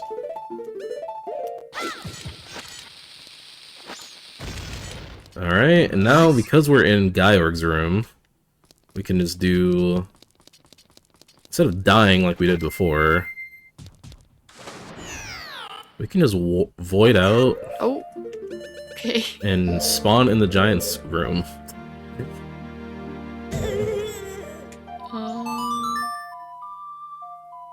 Yeah, that's definitely one of the more recent findings for this run. I feel like this is probably one of the coolest things you see in maybe any speedrun. Like, it's just... Oh, I went to the wrong place. That's fine. It's We were supposed to go to Clocktown when I put the map point on Clocktown. How foolish of you to think that you would want to point at Clocktown to go there. It's really annoying too because the map point to go to Clocktown is one away from Clocktown. It's just the Woodfall area. Alright. It is funny saying that though, because if you, with this whole hidden owl glitch we have going, if you put your cursor on the map over Zora Cape or Zora Hall, it will actually take you to Zora Hall. It does, yeah. So there's one outlet, and I guess Great Bay is... Yeah, also Great Bay. Yeah, Great Bay is weird. You just either don't select anything on the map or you select Great Bay. I don't know why. And now we have Chateau. Oh, it's time for a concert.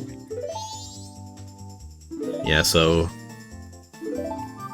all this stuff we've been doing so far since making it night 1 in Snowhead Temple is pretty much just like eating up in-game time to get to Blast Mask. Ideally, we would also get Great Fairy Mask right after this, but it'll be cutting it just a little close. Oh, gotta talk to you. Yes, because Sakon, or the grandma, appears in North Clocktown like once it hits midnight, but you don't have to be on the screen until like, I think it has to be between midnight or before midnight, and then you have to be there at least before 12, like 15-ish, give or take. Something like that. But if she's spawned into the room and you leave, the event just like ends. You can't do it again. Yeah, like even if you're there at like 12:05 and you leave and then enter at like 12:07, even though normally like she would still be there, I guess Sakon just robs her while you're gone, which is kind of rude, honestly. And it would be pretty bad. It would definitely be a huge time loss.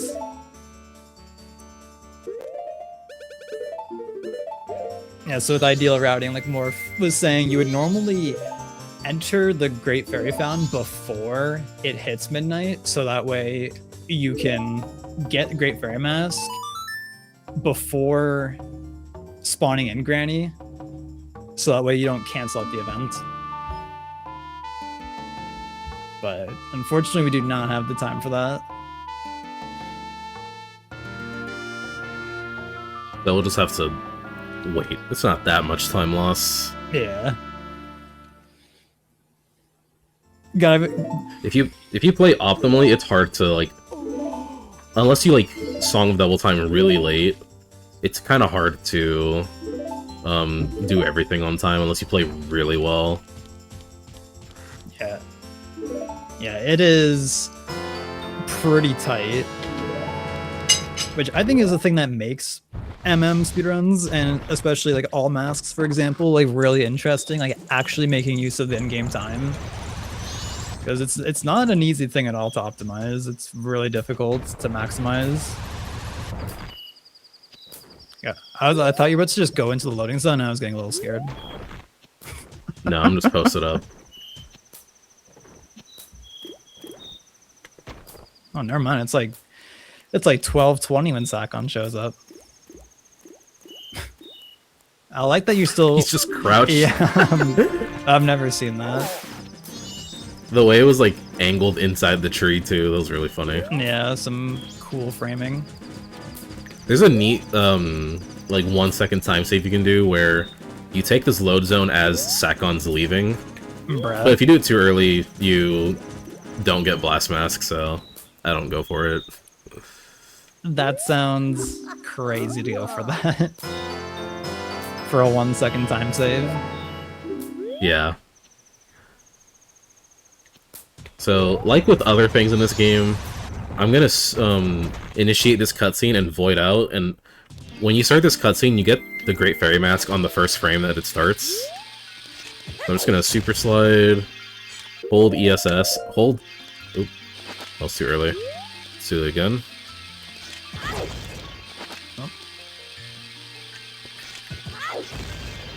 Hold ESS, fall out, hold down right, and then I have Great Fairy Mask. Just trust me. Yeah, if you were very attentive at the top and bottom of the screen, you could see like the black bars like come in to like make the scene cinematic for like the cutscene starting. That's how you can tell if the cutscene started correctly.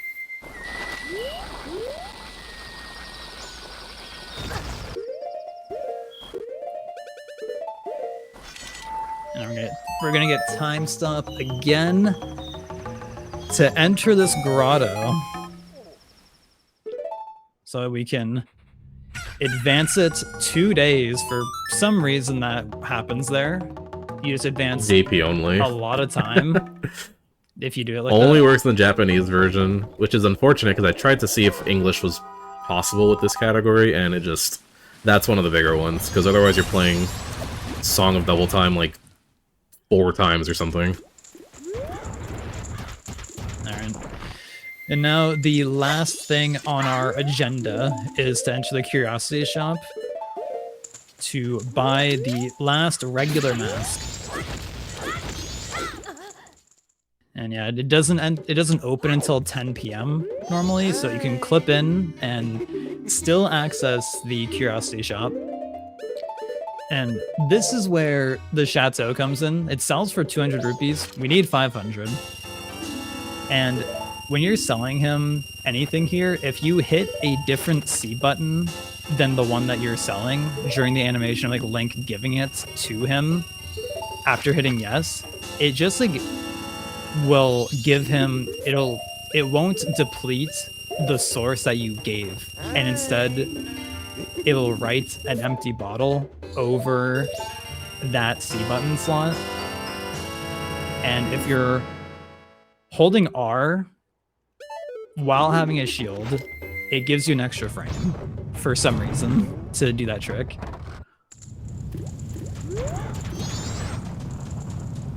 Yeah, I guess you're just actionable for a frame, and the shield like gets put out and then it's interrupted by the selling animation. Yeah. And now we're gonna do a quick early access into the Clock Tower load zone, because waiting until midnight would be a lot of time. And as we all know, load zones are just kind of always accessible and active in this game. Pretty much, yeah.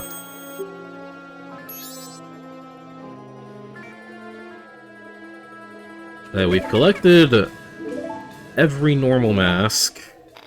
There's only one left, but it's on the moon. And we have all 4 boss remains, so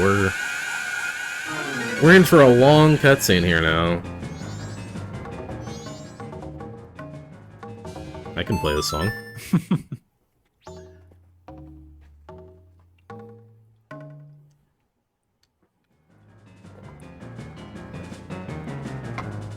Yeah, so if we had any donations or anything, this would be... Or anything you want to read out, yeah. Yeah, no donations, but just more about the charity, Best Friends Animal Society. Your donations go towards animal care service at the sanctuary and at centers across the nation, such as adoption programs, spaying and neutering services, community cat programs, advocacy, emergency response, and more.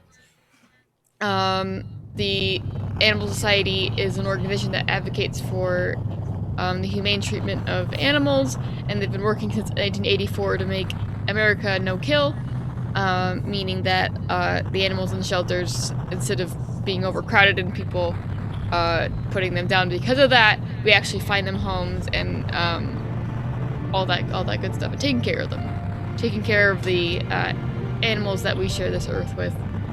More than 2 out of 3 U.S. shelters reached no-kill in 2025, and hundreds more are within reach of that goal. So The charity is doing great work, and we are trying to help them out just a little bit, even though they're doing great. Let's see. One of our current incentives is you can put money towards a certain character model in Wind Waker for tomorrow's randomizer race. And yeah. And the moon's crashing. The moon is crashing. Hopefully these 4 giants can stop it. We only ever saw one of them. Well, we saw 2 of them. I always forget you can actually see one of them loaded in the giants room when you do the void out in Gaiork's room. We've seen 2 of these guys.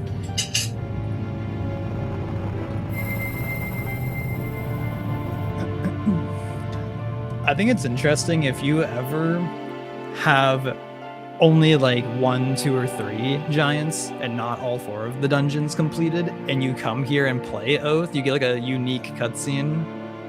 Yeah. Of them like not being able to do it.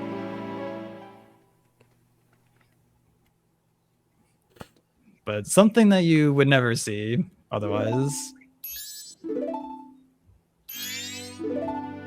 For some reason, I did find that out as a kid, like, just playing normally. I just wanted to see what would happen, and yeah, I did get to see that extra cutscene.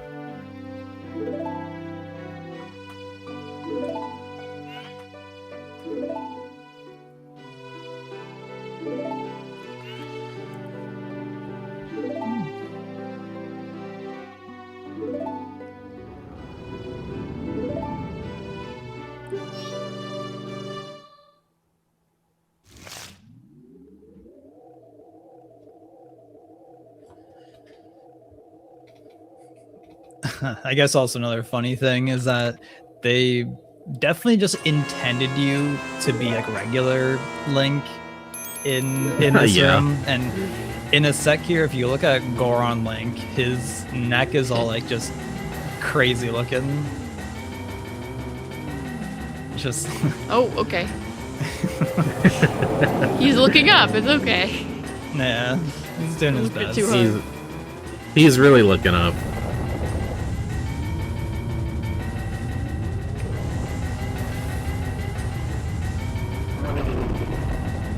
Oh no. Yeah, most other speedruns for this game get to just fight Majora immediately. But you don't get that same privilege in All Masks or 100%.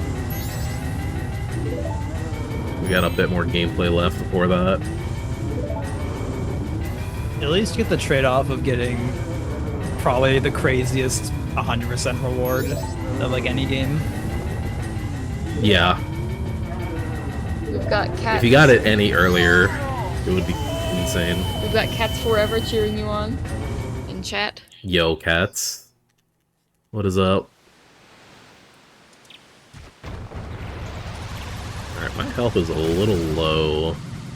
There should be some jars of health in the Twin Wolf Trial. Yeah, thankfully.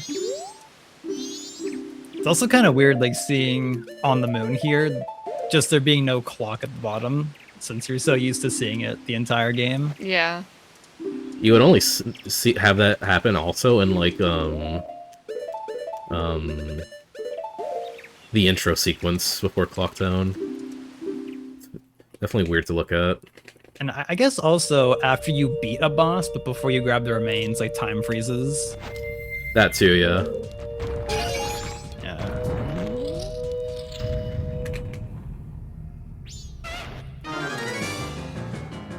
Yeah, I like that each of the 4 like trials here are definitely centered around like each of the different forms Link has. This being the intended human trial, if you may, but there's nothing stopping you from just still using your other masks to help you. We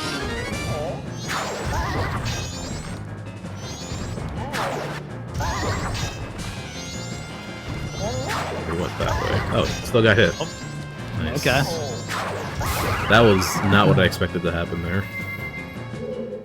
You can miss like one of those Goron pounds and still be fine. To kill in 4 hits. The Goron pound is nice because you're pretty much just like invincible through all of it, I'm pretty sure. which will make like it gets kind of abused here in this fight, this first phase with the Iron Knuckle here. Yeah.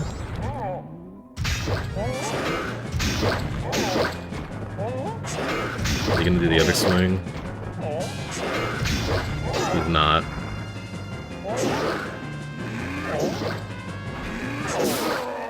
Sometimes he'll do that over that side-by-side swing, and it looks like it'll hit you, but Goron Link is just invincible for some frames during the pound.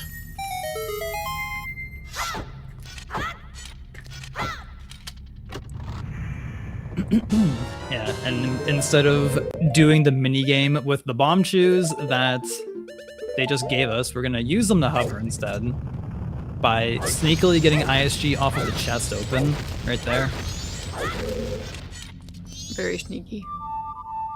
And then we're gonna play Epona's song next to this Gossip Stone, which shares a flag with completing the puzzle, so it'll open the door to this room that we're in right now.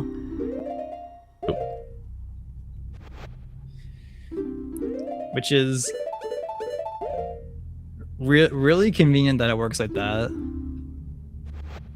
I guess it wouldn't be like too slow if you actually had to play the minigame puzzle properly, but it's like you just put the bomb shoe down and it blows up a crack in the wall, right?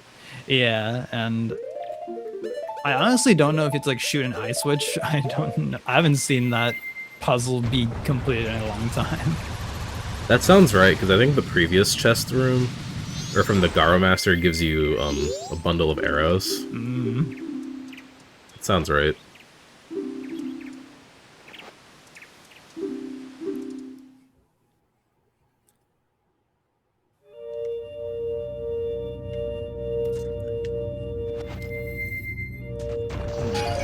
And now we get Goron Roll Simulator. Okay. I'm just holding A now. Yeah, I don't know if the game ever like teaches you this, but if you're rolling with Goron with spikes and you just hold the A button and don't touch the stick, like when you bonk off of a wall, like those chests there, you just keep going in a straight line. Like if you were to try and like manually move the stick to like try and aim Goron the whole time, it probably makes that impossible to do. Probably.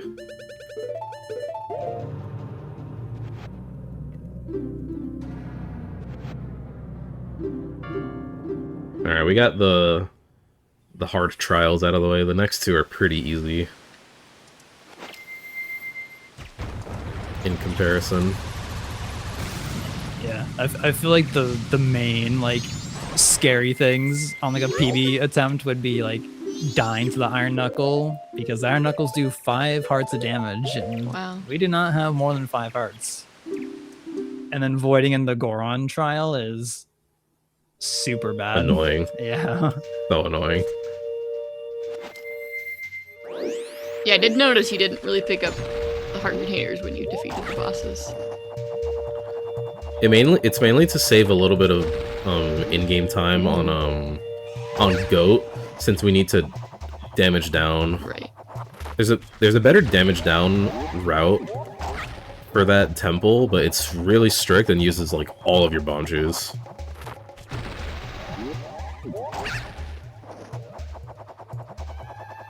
So I just take like the freeze damage before melting Goat.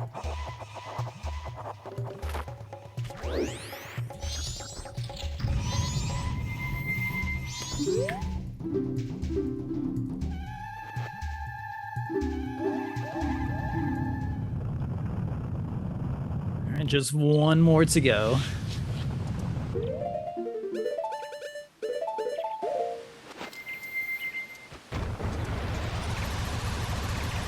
Which, I would definitely say the Zora trial is probably the most disappointing one of the 4. Yeah. Unfortunately. I think they could have done something pretty neat, but probably time restraint stuff for developing this game. Yeah. There is a cool optimization you can do. I think setting up a super swim for these tunnels is a little bit faster than swimming normally. I don't know how much faster it is though. I've never seen someone do a super swim through here. That would be crazy to see though.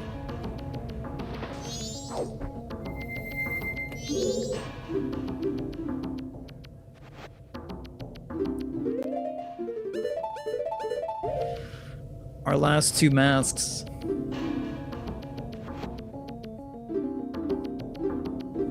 We hardly knew them. I actually got to use Giant's Mask this run. I don't normally do that Oh, there you go. when doing PB attempts, but it makes for a way safer fight versus Twin Mold.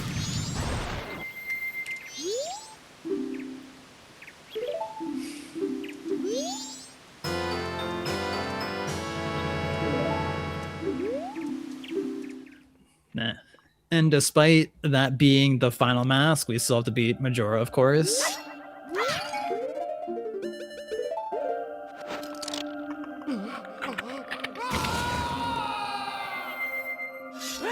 Yeah, even though we have Fierce Deity and it's like super powerful, you know, really broken mask, you can definitely still die on this fight if you're not paying attention.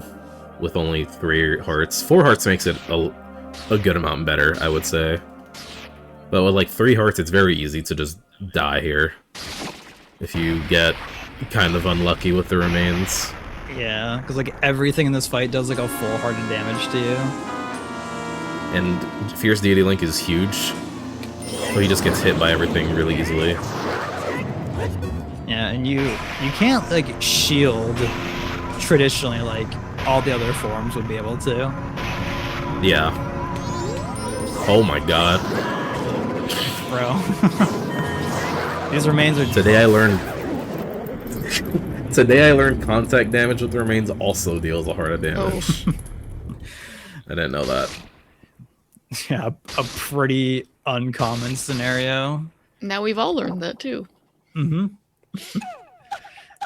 Yeah, it's like almost comical how much bigger Fierce Deity is compared to regular Link. Like, he is so huge. Nice RNG. Yeah, the hardest part with that phase with Fierce Deity is just trying to get a target on Majora because she runs around so quickly. Yeah, and you can swing a random direction because Incarnation also runs randomly. And you can get lucky and get a knockdown like that. Sometimes with the clump in the sec here. Oop. Oh. Come here.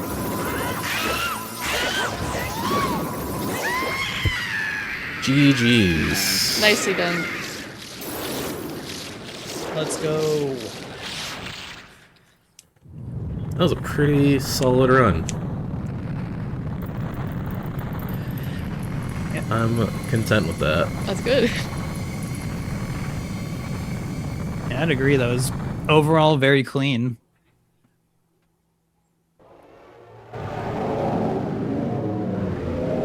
Finished a minute off the run I did last night. Thanks for all the GGs. Yeah, big support from chat.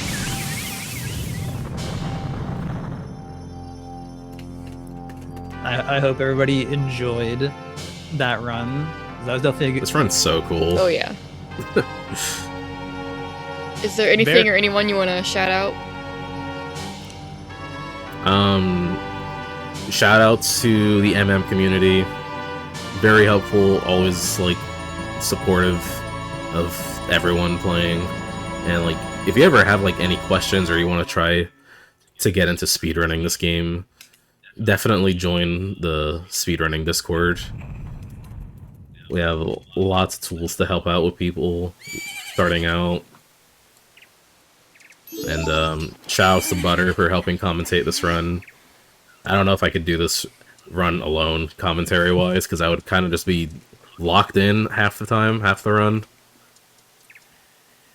So I appreciate the help. So I'm getting messages from mysterious giants above that we're gonna go right ahead with the glitch exhibition? Question mark? Yeah, we can do Yes. that. Alright, let me see here which ones we are doing. Alright, I've got it up here. Alright, so I'm going to pull up the practice ROM real quick. Since I cannot easily get to the places I want to get to without just warping around.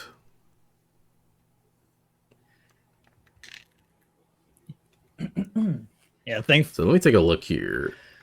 All of these tricks work on any version. That's good.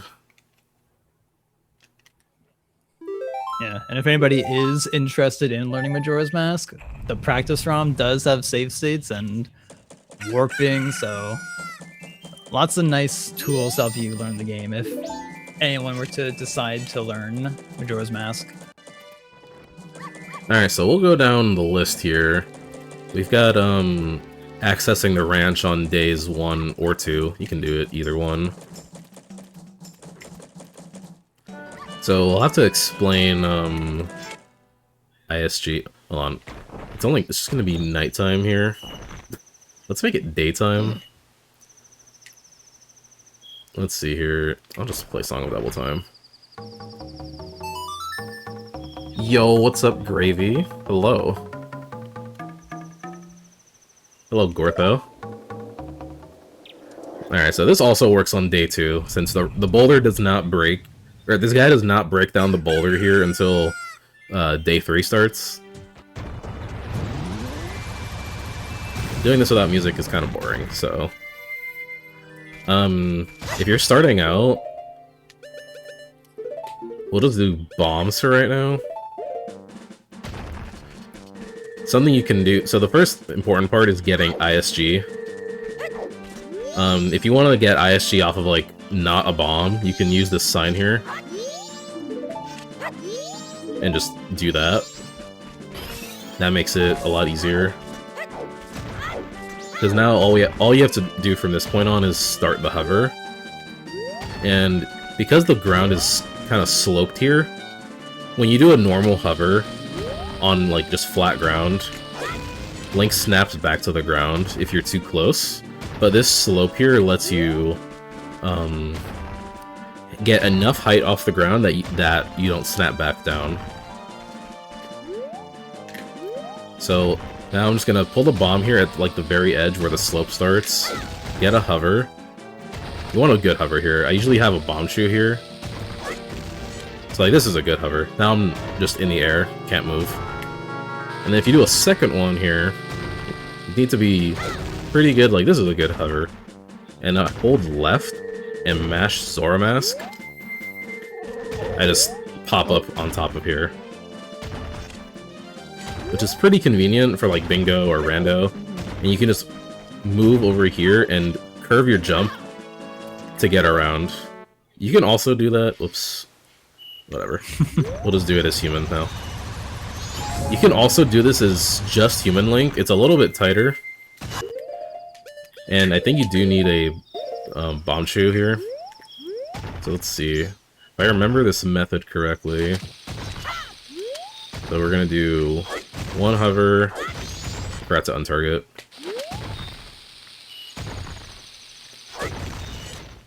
Do I not have ISG? I don't think so. Let's do that again. So I'm pretty sure this does not reach now. So you need 3 hovers. But you can do this as human if you actually get the untarget. When you do this untarget with bomb shoes, you're hovering with the bomb shoe and then pressing target again to lock onto the bomb shoe, and that releases your camera.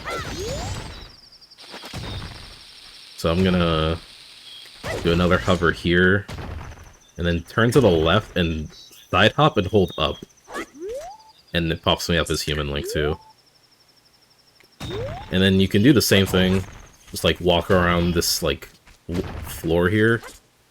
You need to get a roll jump before jumping off, so you get that extra bit of momentum. And you'll just like barely make it inside onto the road here. I love that he's staring at you. Like he just... What did you just do? Yeah, he's kind of in disbelief.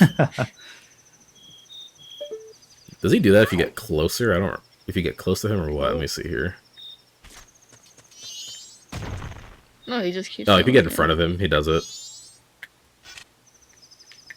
But yeah, this trick is a little weird, but the hardest part is getting, like, ISG, but you can just get ISG off the signs and then do the hovers.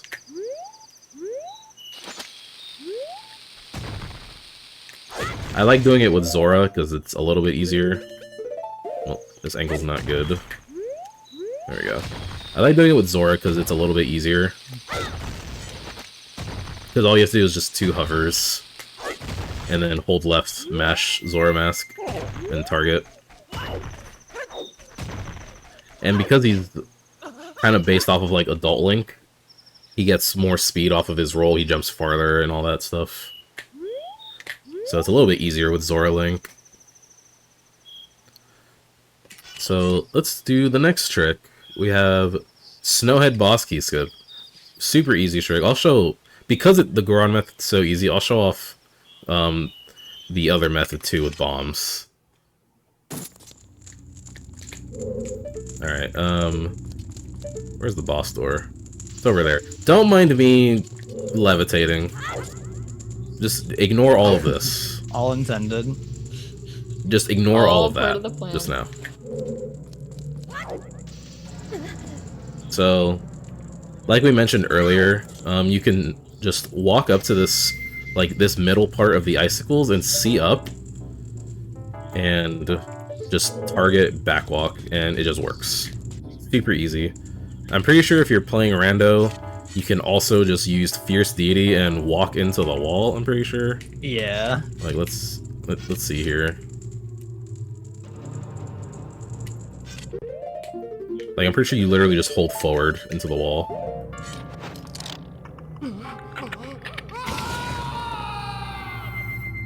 You just do that. Yep. Very easy. If you don't have either of these masks, like you're playing any percent or something, something you can do is you can target this wall here, pull a bomb, turn left, and do a recoil, and it'll just put you inside of the, like, right behind the door. Is there a specific point you have to see up at? The see up is pretty lenient for this method. So you just get close enough to this area here, and, like, I'm looking at these, like, these 2 little blocks here. I'm aiming for, like, this one here. Right here is what I generally aim at.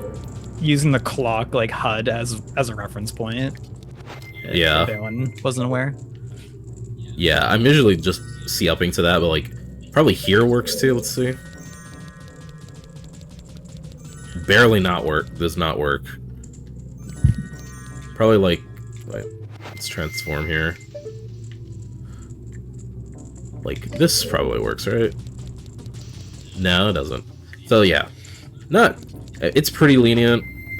Some people do a method where they, like, walk into this icicle and target. I don't know if my notch, like, just sucks for that or something, but it never works for me, so I always see up here. But, like, this is pretty easy. The see up is generous too. Just aim in, like, this general area, and then it just works. And then the recoil one is a little tricky, because you target, backflip, and you let go of target and shield while holding left.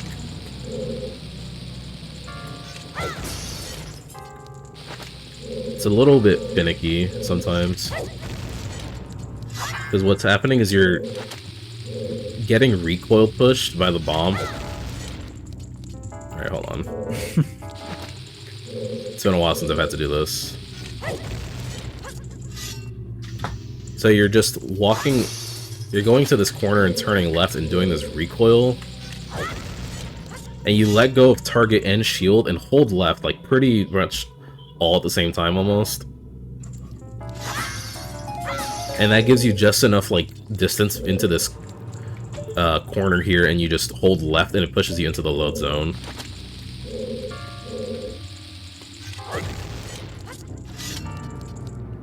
There's a lot of different ways to skip this door. It's kind of comical, to be honest. That's my alarm. So many things going off this run. Infinite money. Alright. This one's probably even easier, to be honest, in the shop. So let's flip back into here.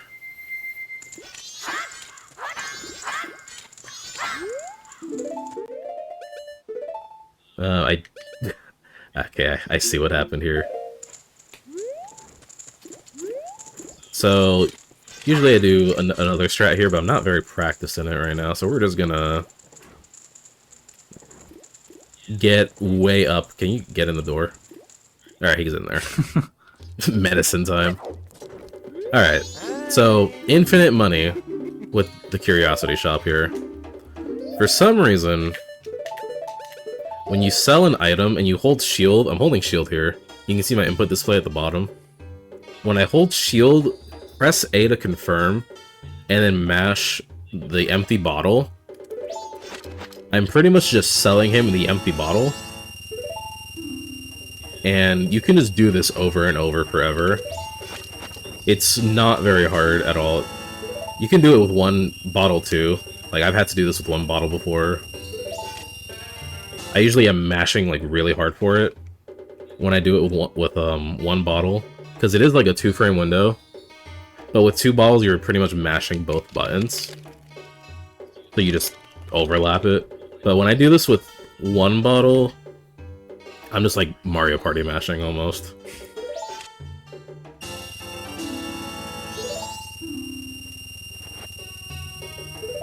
You can learn the timing for it, but because I have 2 bottles here, I can just mash both. But yeah, this is like super easy way to make money in this game. And there's a few items that sell for 200 rupees. Chateau, Gold Dust, Big Po. If you get the Big Po in the well. In the well or in Dampe's Grave. You can sell all of those for 200. So it's like really easy trick to just pull off. And it's what we use in the 100% category to farm the 5,000 rupees needed for the bank heart piece. So you just do this for like 10 minutes. It's a little grating, but it works. And the next one is the Stackon's hideout clip.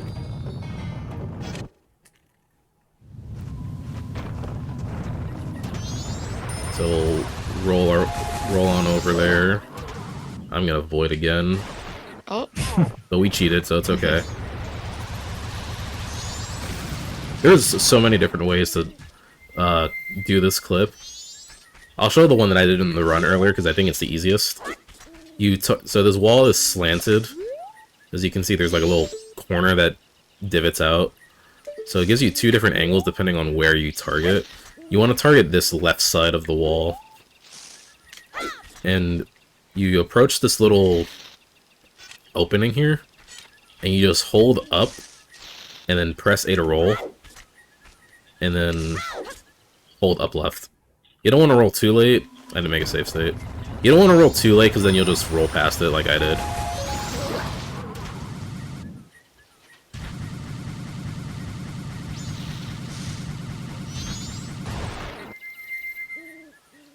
So I'll show it off again here. You target, side hop, and then get in position and just start holding up, roll.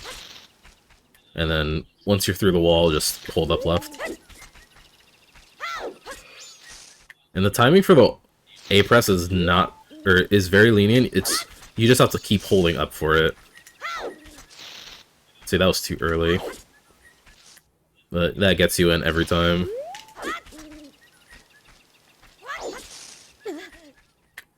There I held up left pretty late and still worked, so it's like pretty generous. This is probably one of the first things I ever learned, even as a kid. Just like trying to force my way to get into Stackon's hideout. The neat thing about this too is you could like fail doing if you fail this minigame here with Cafe and you get locked out of Sun's Mask, and like you end up having to like soar out. Whoops, C down is levitate on this. If you end up having to soar out, and you know you're locked out of doing the side quest, you can just clip right back in and start and try again. And the game will just let you try again. And you can also, even when you complete it, also just do it again. And Cafe will still be here, I'm pretty sure. That one I'm not totally sure on. But let's try it out. But yeah, super easy way to clip in here. And the last trick that I'm going to show off is time stop. This is a very neat way to overlap cutscenes, or like overlap being able to move in a cutscene state, and one of the better uses for it is entering Stone Tower. So this block here, when you press it down, it'll come right to you, and that's nice. That's good. And what you're gonna do is pull the bomb, and when it's about to blow up, start backwalking. Let me demonstrate better with earlier pausing. So you're gonna blow up, or backwalk while the bomb's blowing up, and pause. And then you see all these like little particle effects from the bomb blowing up. You're gonna keep backwalking and buffering through these explosion frames. And so you see that little white ball of smoke at the top of those particles until it goes off screen.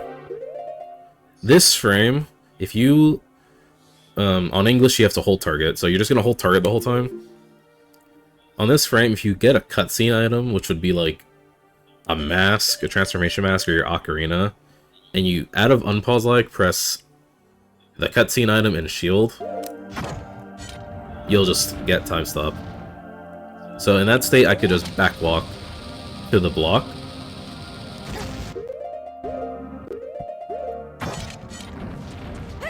Your controls are inverted like this, so keep that in mind. And to get rid of this time stop camera, you just press C up and you're free. So like, really useful trick for speedruns. And if you want to get to Stone Tower early in like a rando or something, that's super useful too. So you just pull the bomb and backwalk when it's about to blow up. And wait for all these things to go away. This white one here is the most important one. Easy to miss. And then target, shield, and cutscene item out of unpause. Now you can move around. It's a little funky getting used to the inverted controls, but when we do it in speedruns, we're generally moving in like up, down, left, right kind of angles. So you get used to it pretty soon. Yeah, those are all the tricks Awesome. that we're gonna show off here. Is there anything that... If you want to learn even more tricks, you can, like I said, join over in the Discord. We can help you out with whatever you want. Is there anything that you or Butter want to say before I wrap up here? Thanks for having us. It was a lot of fun getting to be a part of this, raising money for a great cause, and I love getting to just show people one of my favorite games. It's really fun. Yeah, it was really fun to see it because there were most of that I had never seen before, so it was like, oh my gosh, he's in the walls. So yeah, this has been Majora's Mask. All masks, no major glitches. Next up is Four Swords Adventures Glitchless, but hopefully not chaosless, into the night. And we'll be back raising money for Best Friends in Society shortly. So stay tuned.